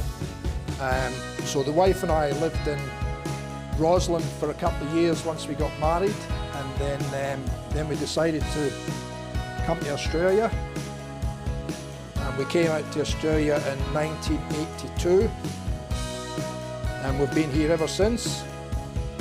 Our sons were both born here, and my oldest son works for a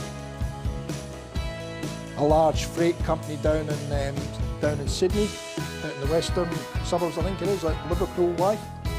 That's where my oldest son works. He's in logistics, and then my youngest son is he's in the Royal Australian Navy. He's just going through a lot of training, retraining at the moment. I think he's getting his, what do they call it? I'm not sure what they call it, but he's doing all these, so he can drive the ships or steer the ships, command the ships. So a lot of navigational stuff and, you know, more study, and so he's going through all that. I think he's going to become a trainer on, well, that's his plans for the next couple of years, I think, anyway. I think he's going to become a trainer on the landing craft. Yeah, Peeblesshire, mate, it was 15-20 minutes up the road from the town I lived in. My sister lived in Peeblesshire for years.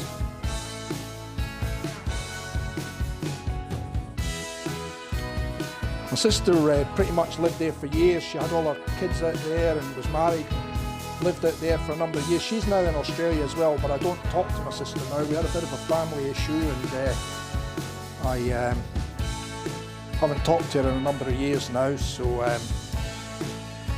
which is unfortunate, but she chose that, so she can live with it. It's terrible when you have those family things, but I'd rather just, you know, forget about it and get on with my life. And I still keep in touch with my brother. My brother's my brother lives here as well. He came out with my mum and dad about 3 or 4 years after my wife and I immigrated to here. And both my mother and my father passed away over here.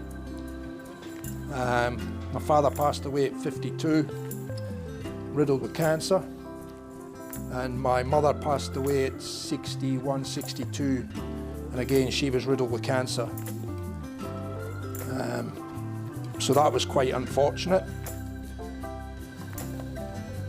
But, you know, they never regretted 1 minute of coming out here, you know, they loved it. It was the happiest I'd ever seen my mum and dad.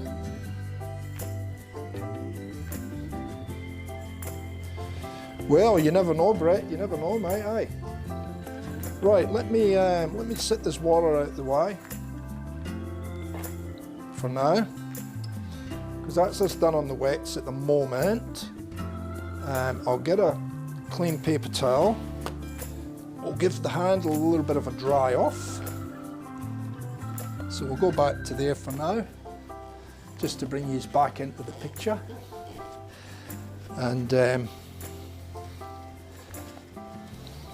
geez, I'll tell you what, that's going to polish up just beautifully.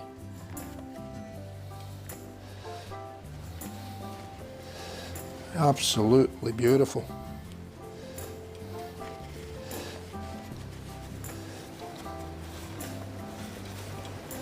Yeah, mate, yeah, I mean, like I said, they sort of loved it, you know, they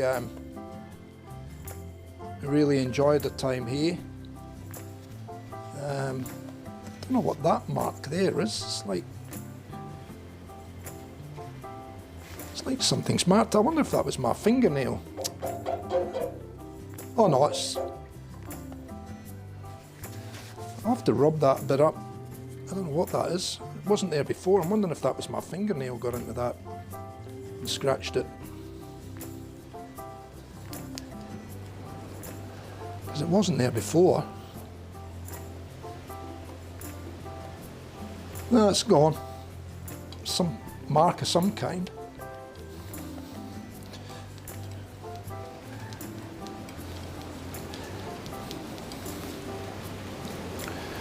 Yeah, so I kind of look back on it, you know, and I think, Jesus, I'm, you know, 59 now, and my dad was 52 when he passed away, and I think, Jesus, it's too young, you know, like too young to lose your life, you know, to cancer like that.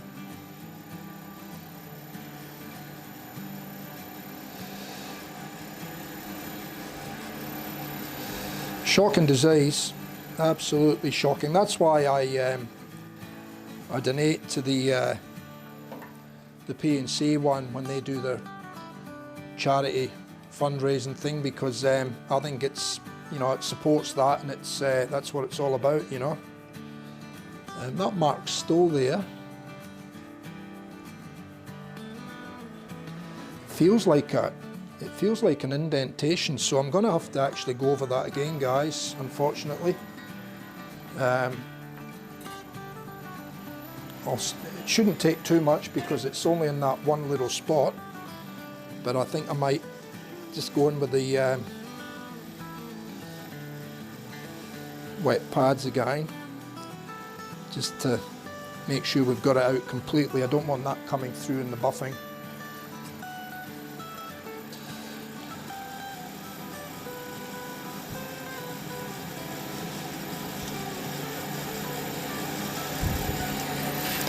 And I'd say this will get it out, just a nice quick going over.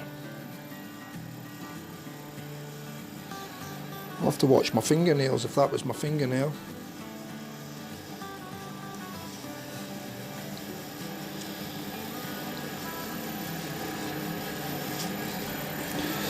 Yeah, it's a beautiful little town, Peeblesshire. Have you ever been back there, Brett?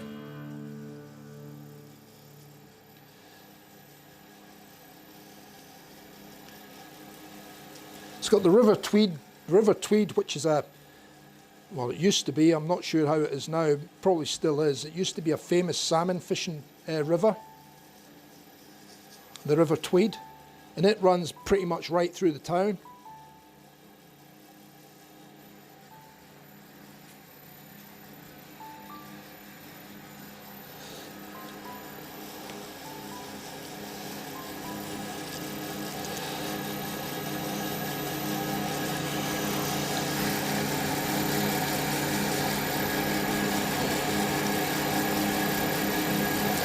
98. We've been back a couple of times. I'm trying to remember when our last time was, though. It's probably a few years ago now. It's probably maybe 4 or 5 years ago now we last went back, and we actually went up to Peeblesshire we were staying with my wife's sister, the sister-in-law. They've got a place at Howgate, which is even closer to Peeblesshire than Pennycook. Well, it's closer to Pennycook, but it's sort of up on the high road, heading back out towards Peeblesshire.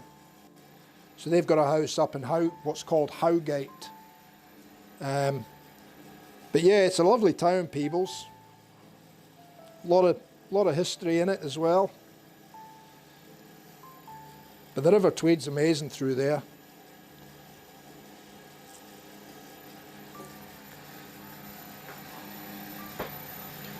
T-Man!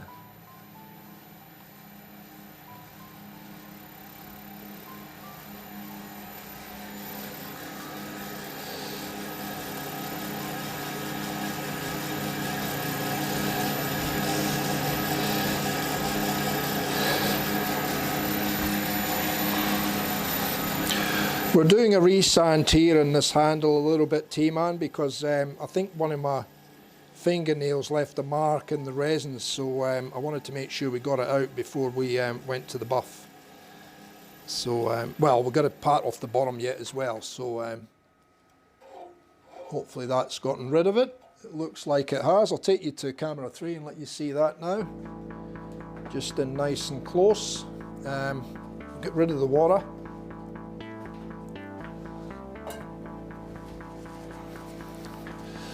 I'll use this towel to give the bed a dry down. Get rid of all that watery rubbish. Get a clean towel.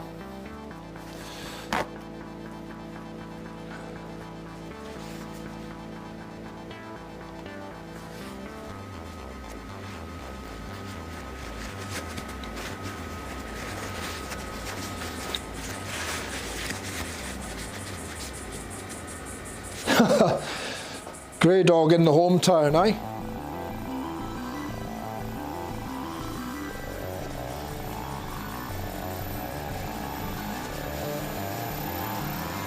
Right. Now we can turn this around now. So we'll release the, that's a small key. We'll release that handle out of there now. And we'll grab it in the other jaws on the big chuck.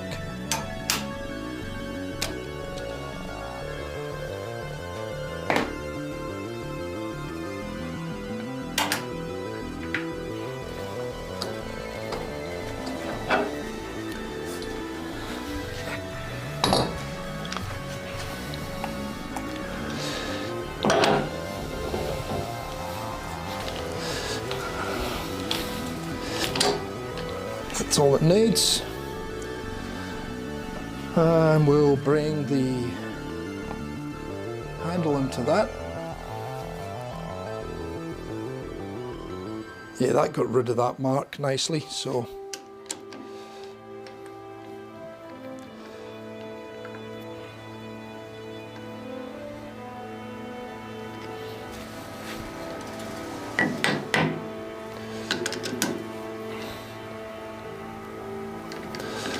And I think that might do us. I don't want to go overboard with that.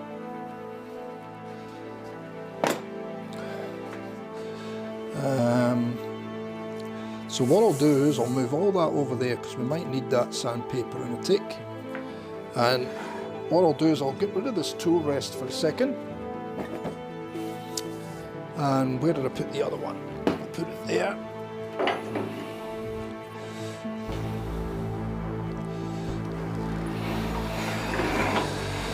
Okay, we'll just squeeze all that up there.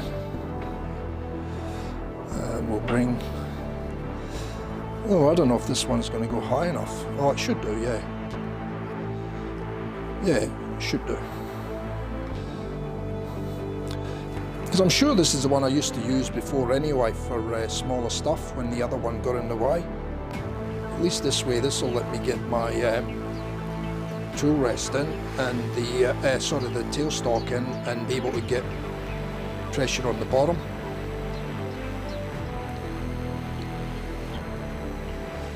Like that. And then we can come in with a parting tool, which I'll just touch up the edge again. So just give that a light rub.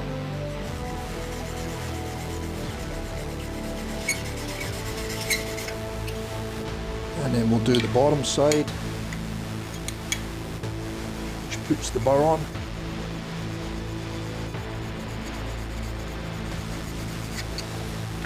And then we'll go again. Alright, so we'll turn it down before we start it, and then we'll bring up the speed.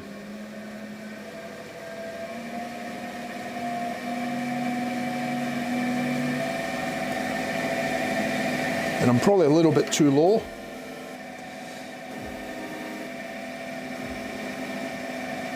That tool rest now, so I've got to get used to the height of this tool rest now.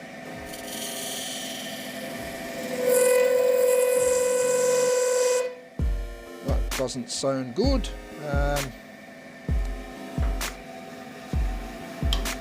Too high.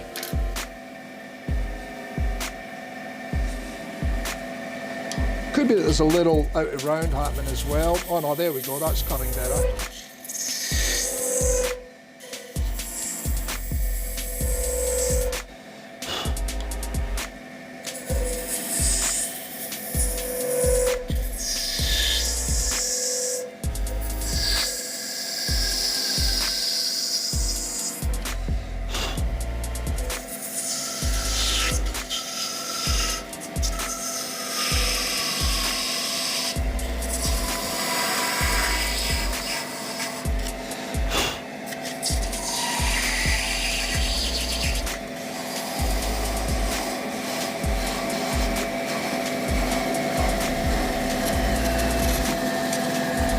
And there we go. Now that piece will become the top for another handle. Okay, so we can take this back out the way now. Now the thing is, to put a coin in or not, I think I can. I think I'll go with a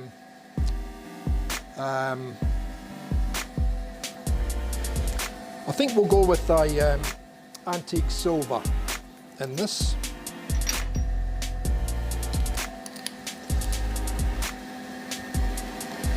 Because I'm sure the last one I done, I think I put a coin in it and I think it looked okay.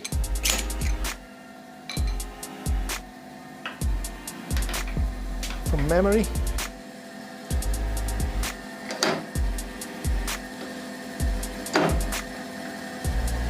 So we'll bring that out the way for a sec.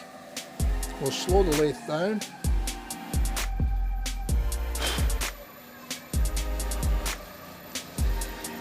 And we'll come in with this nice and slowly.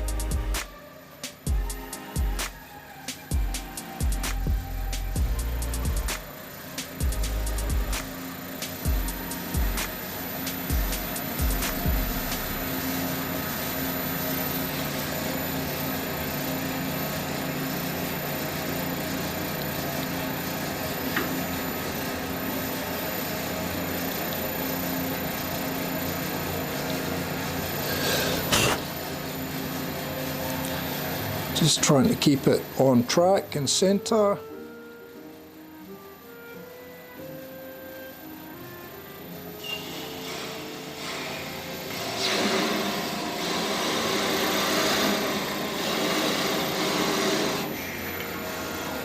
Let's see what depth we've got there. Probably a little bit more yet.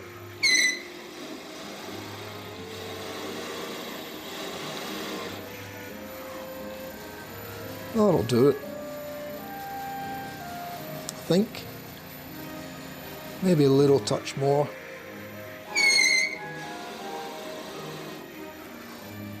That will do it.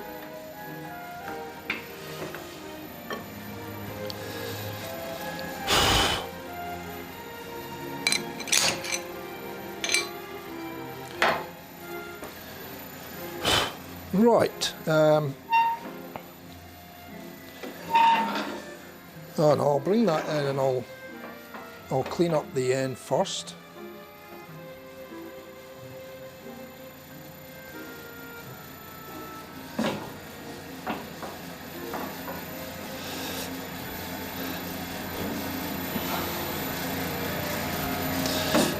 I do have to get a lot closer with this rest when I'm using a gouge in here like this though. Actually, I could probably go in with the skew here just as a scraper.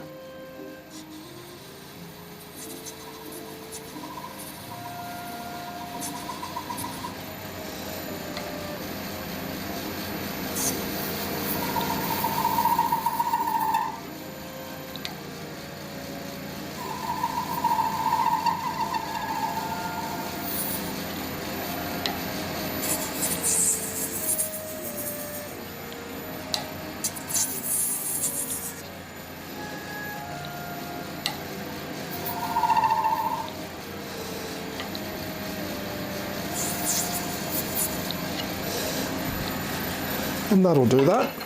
Now we'll just give it a little bit of a sand up.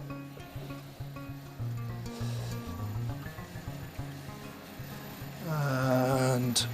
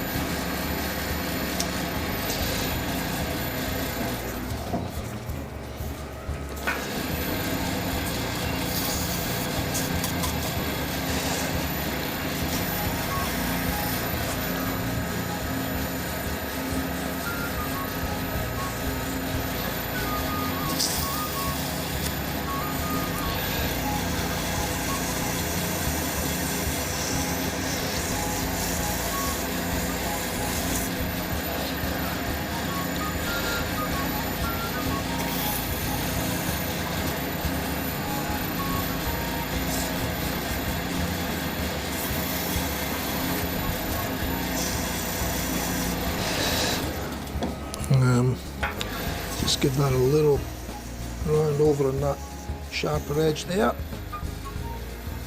and on there, and we might go to that camera for you there, and we'll put picture in picture. We'll put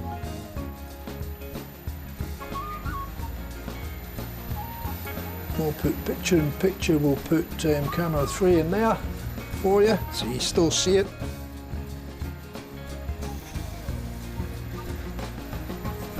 And I should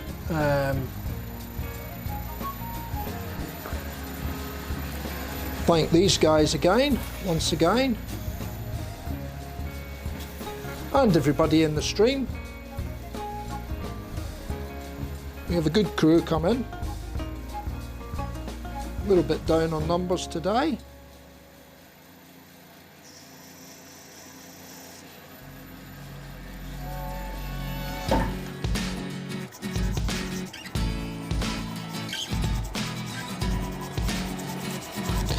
But we've all had fun, haven't we, guys? Or ladies and gents, I should say. I keep forgetting about Amber. She's one of the guys.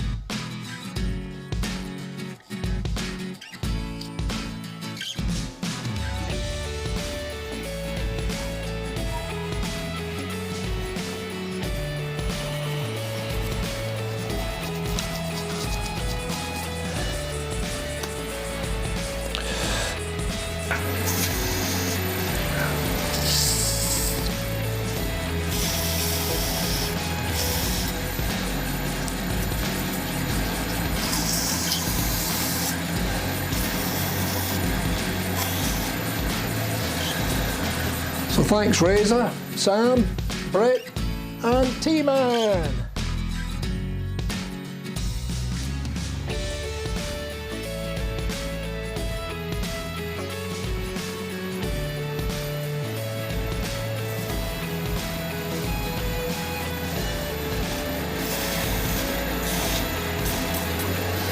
Alright, that'll do that now.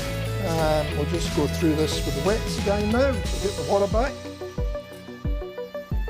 Doesn't take too much to do this. So we'll go through that process again.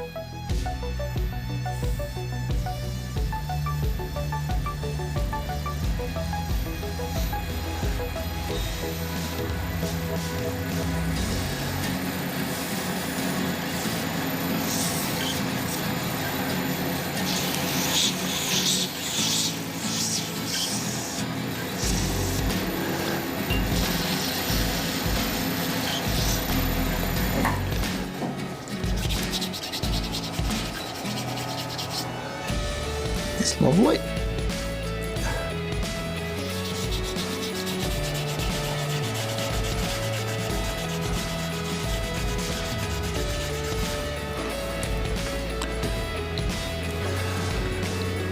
And I'll go back to picture.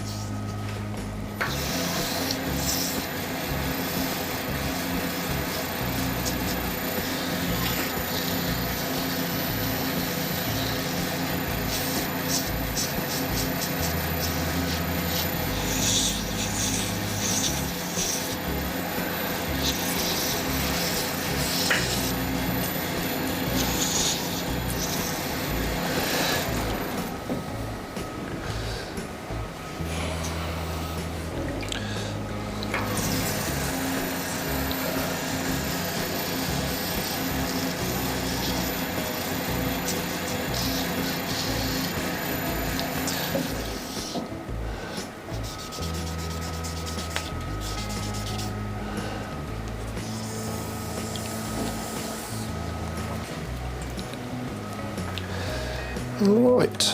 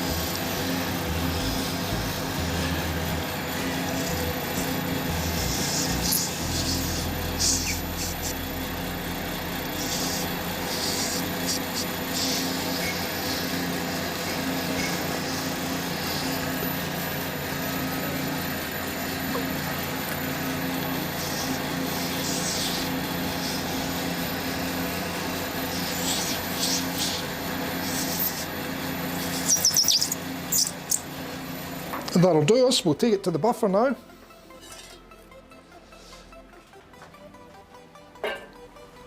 Give it a quick dry off, very gently.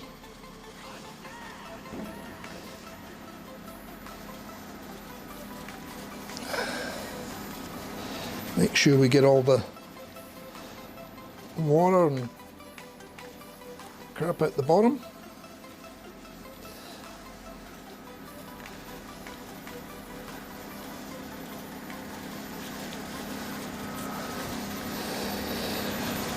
Right, that shall do that. Now we'll take that off the chuck, we'll get it on the buffer,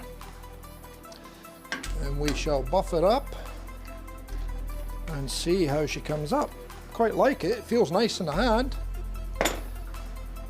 Sort of sits, the bottom of that bulbous part on the bottom there sits quite nicely in the palm there. And again, you can still hold it sort of like that. Monster knot.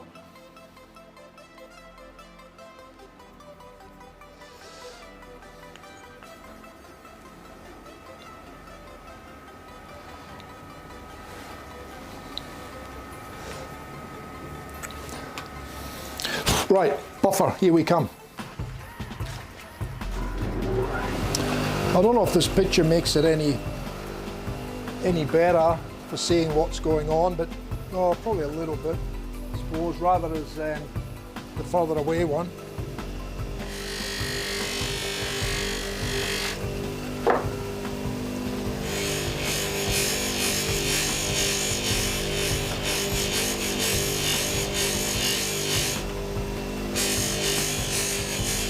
I don't know if it lets you see anymore.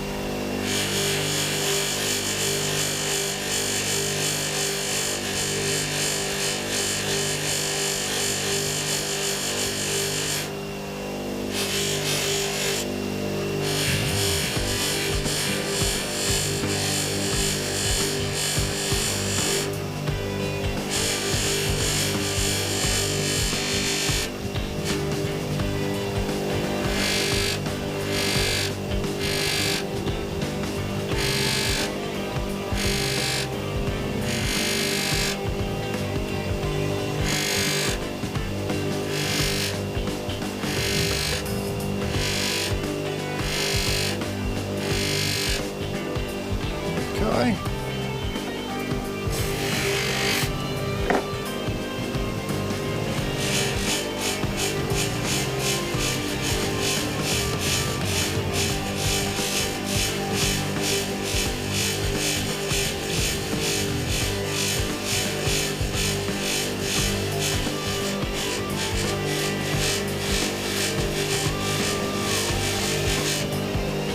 Boy, has it got some serious sparkle.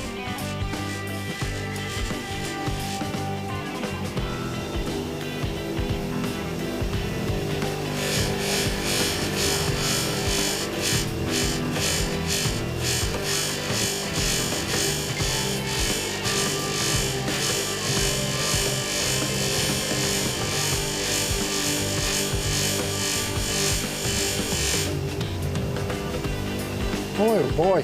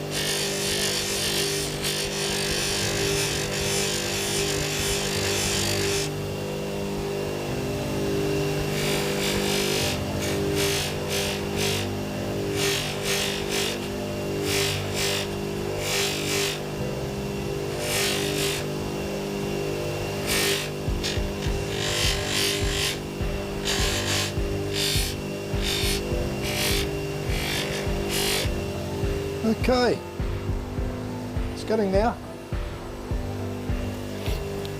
Now a little bit of the luster.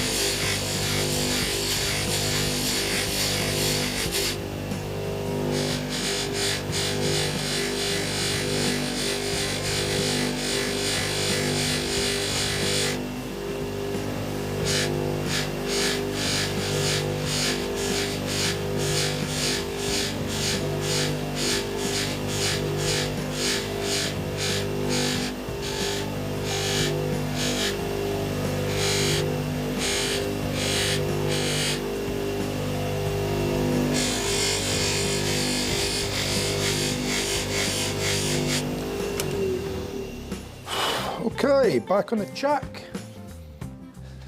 A little bit of a final polish up.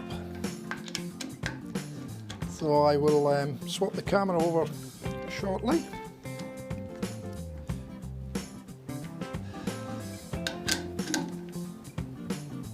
So we'll go back to camera 1 for now till I get this back in the chuck. And that should do it. I'll go and get a little bit of Plastex. We'll need the epoxy too.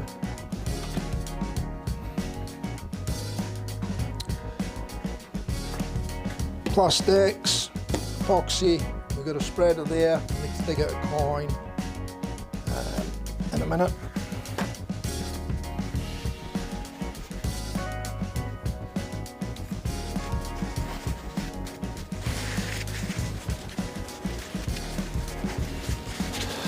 Right.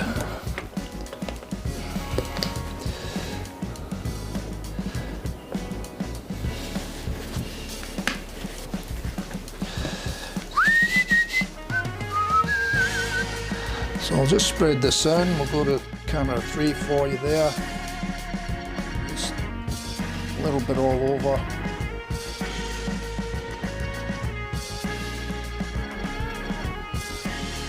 And the same on the lower section. We'll get a little bit in there. So we'll wipe that out again later anyway.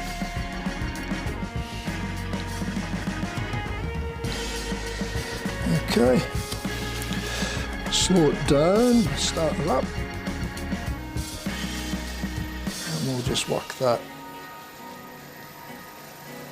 in there.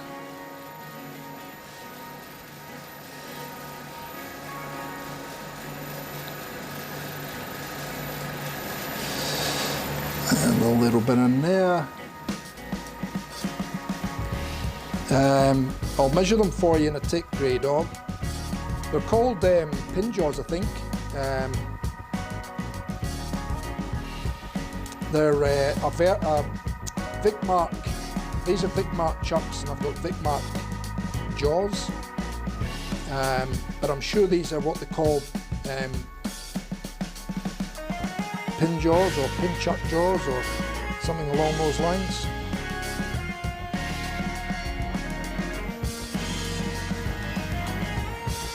If you look up vicmark.com.au,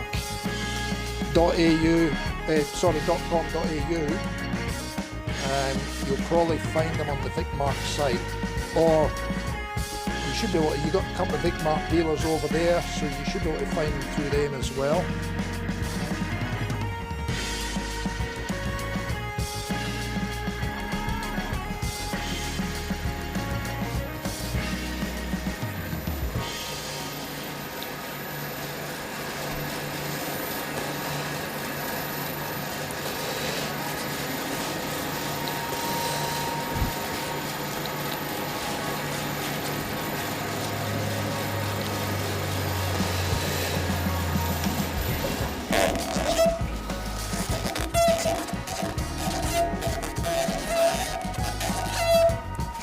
Boys and girls, ladies and gents, I present to you the rose gold black topped handle.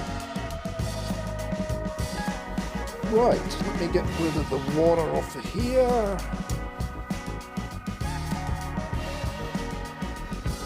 That can go there, that can go down the bottom. Get my little glue board again. A little bit of a mixing stick.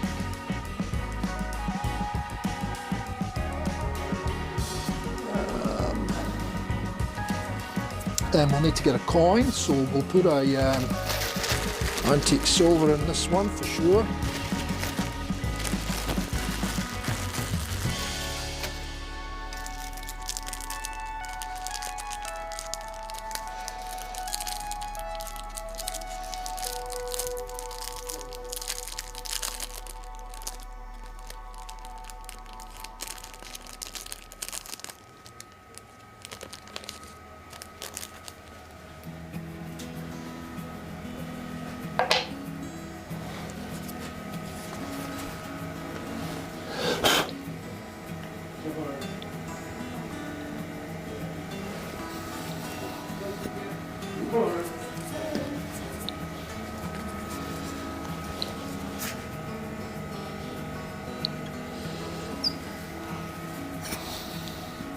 someone at the front door.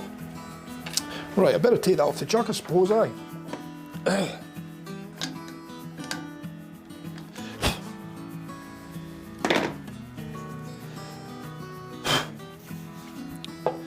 We'll set that there.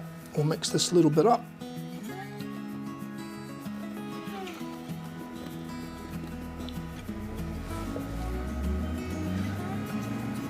And we'll drop some in here.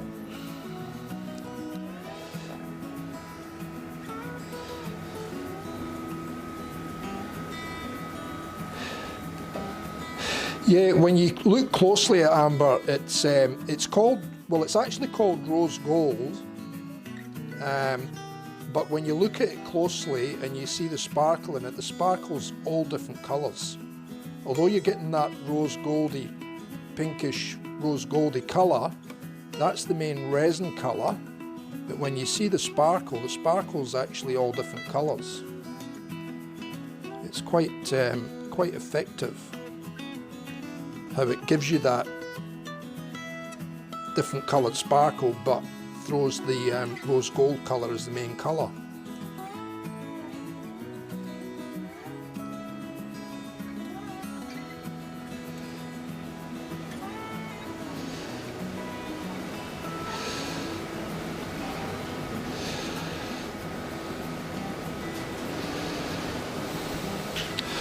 Right, that'll do that. We'll let that go in and settle in there.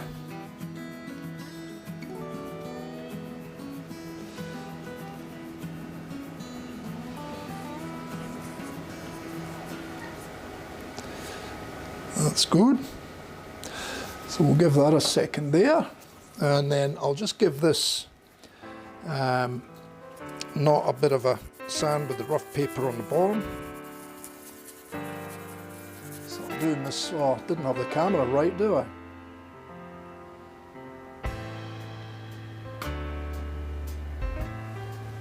You couldn't see a thing, could you? Yes, it's holographic, glitter, sparkly stuff.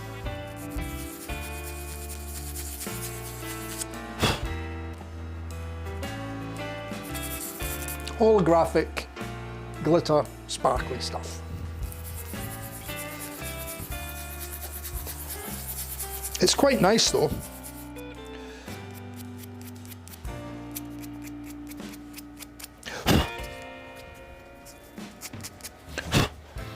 Now, have I got enough epoxy to put the knot in? Probably not, so what I'll do is before that starts to go, I will put another little bit of each in.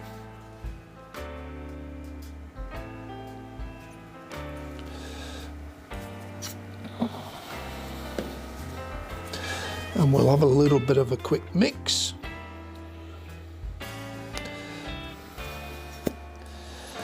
And then we'll set the knot.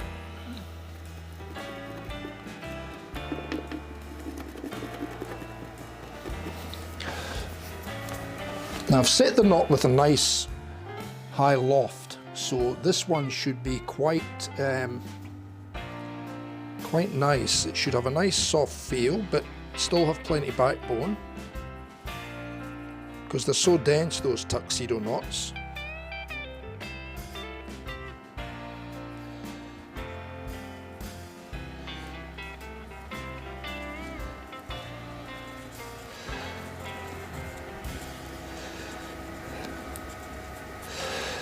So again, just working it up the sides.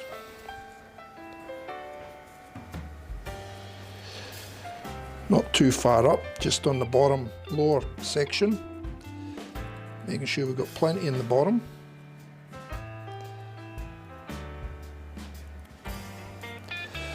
And then I like to just get a last little bit and just spread that across the bottom of the knot.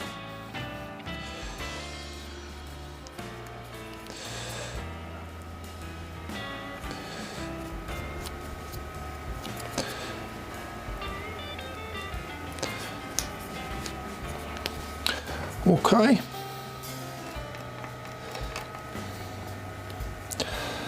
And now we can set the knot.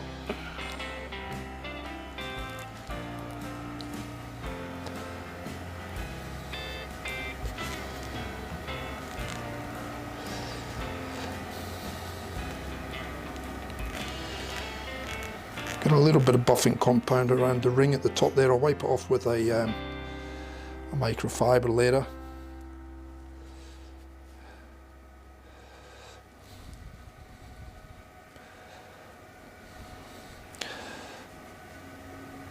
Just make sure that that hasn't oozed any glue out. Tiny little bit. So we'll get that in a sec.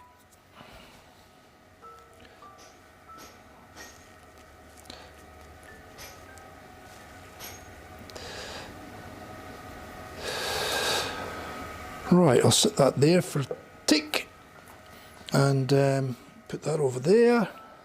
I'll get a clean paper towel and a little bit of methylated spirits, or denatured alcohol as you guys call it, over the pond.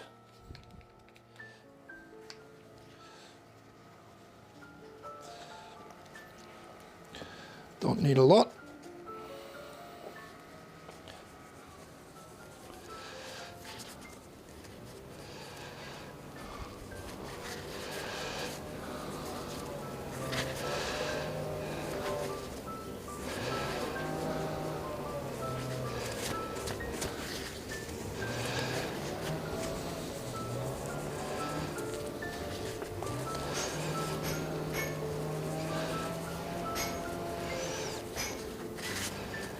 All done. So another TF custom shaving brush, finito completo.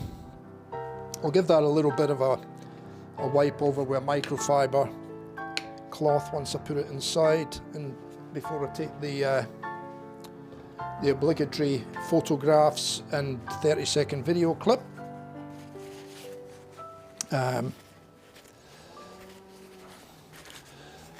Just set that there for now. We can get rid of that, we can put that away. And we're almost done again, eh?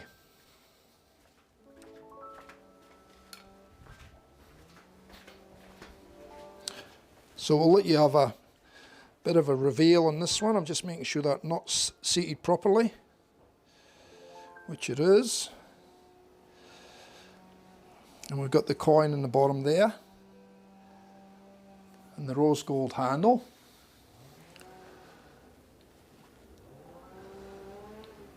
There we go.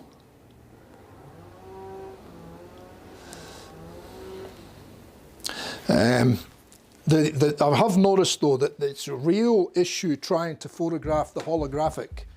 I haven't found out an easy way to do that yet, to get it to show at its best. It doesn't pick it up really well, but I'm very happy with it. It's very nice. Let me just grab a couple of shots from the other cameras, eh? So we'll try camera 2. We'll cut to that.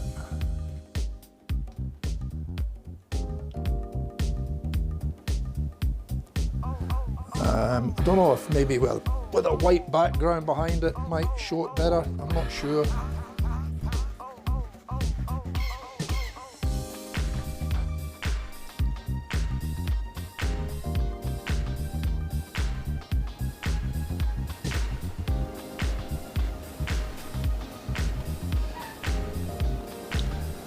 It's very nice. Monster knot.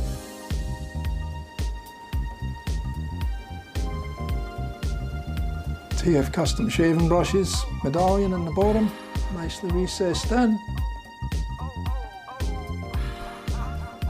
And there she be.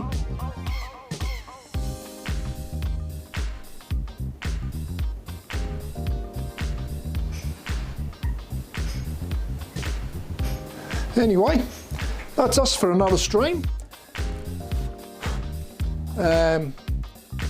We've got another one scheduled in for Tuesday, and I'll have to sit down and schedule in a few more. I'll see if I can come up with a couple of different things to do as well, just to keep you guys interested.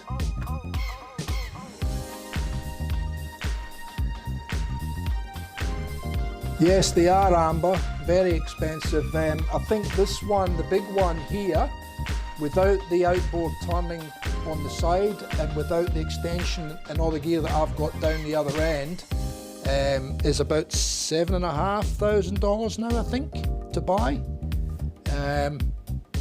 And the small one used to be, I think I paid about $2,500 Australian dollars for the other one, the small one.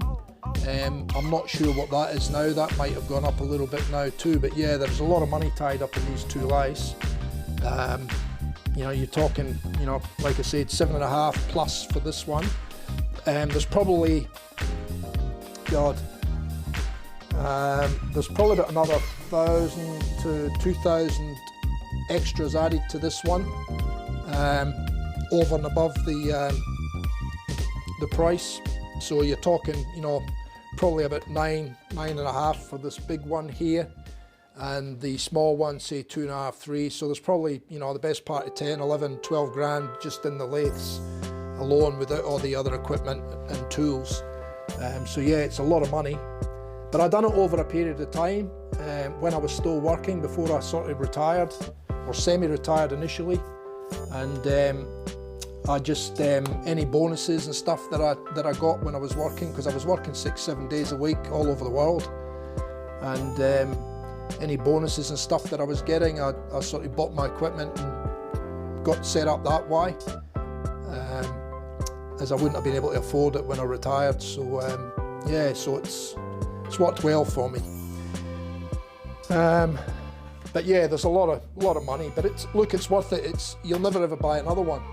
And they're pretty much, you know, they never really fail. There's nothing really fails in them. The only thing that I've had go wrong, well, with the small one so far, has been that little handle on the tool rest. That's about the only thing that's failed on that, and that lace, you know, probably 2 or 3 years old now. And then this one, I'm trying to remember, did I have something go wrong with this one? Yeah, I think this one I had an issue with the drive for the variable speed, the VFD, had an issue. So I ended up getting a new one put in it, and that's the only issue I've had, but I'll probably never have another issue with it. That's how reliable they are. They're quiet, and they're stable and sound, you know, they're really good. Anyway, thank yous once again for giving up your Saturday morning to come in and watch my live stream, and another shaving brush being made. I'll do the obligatory now and go in and take those couple of photographs at different angles and the little 30-second video, and I'll whack that up on my Facebook and Instagram for you all to see it. And yeah, it's come up very nice. I'm pleased with it.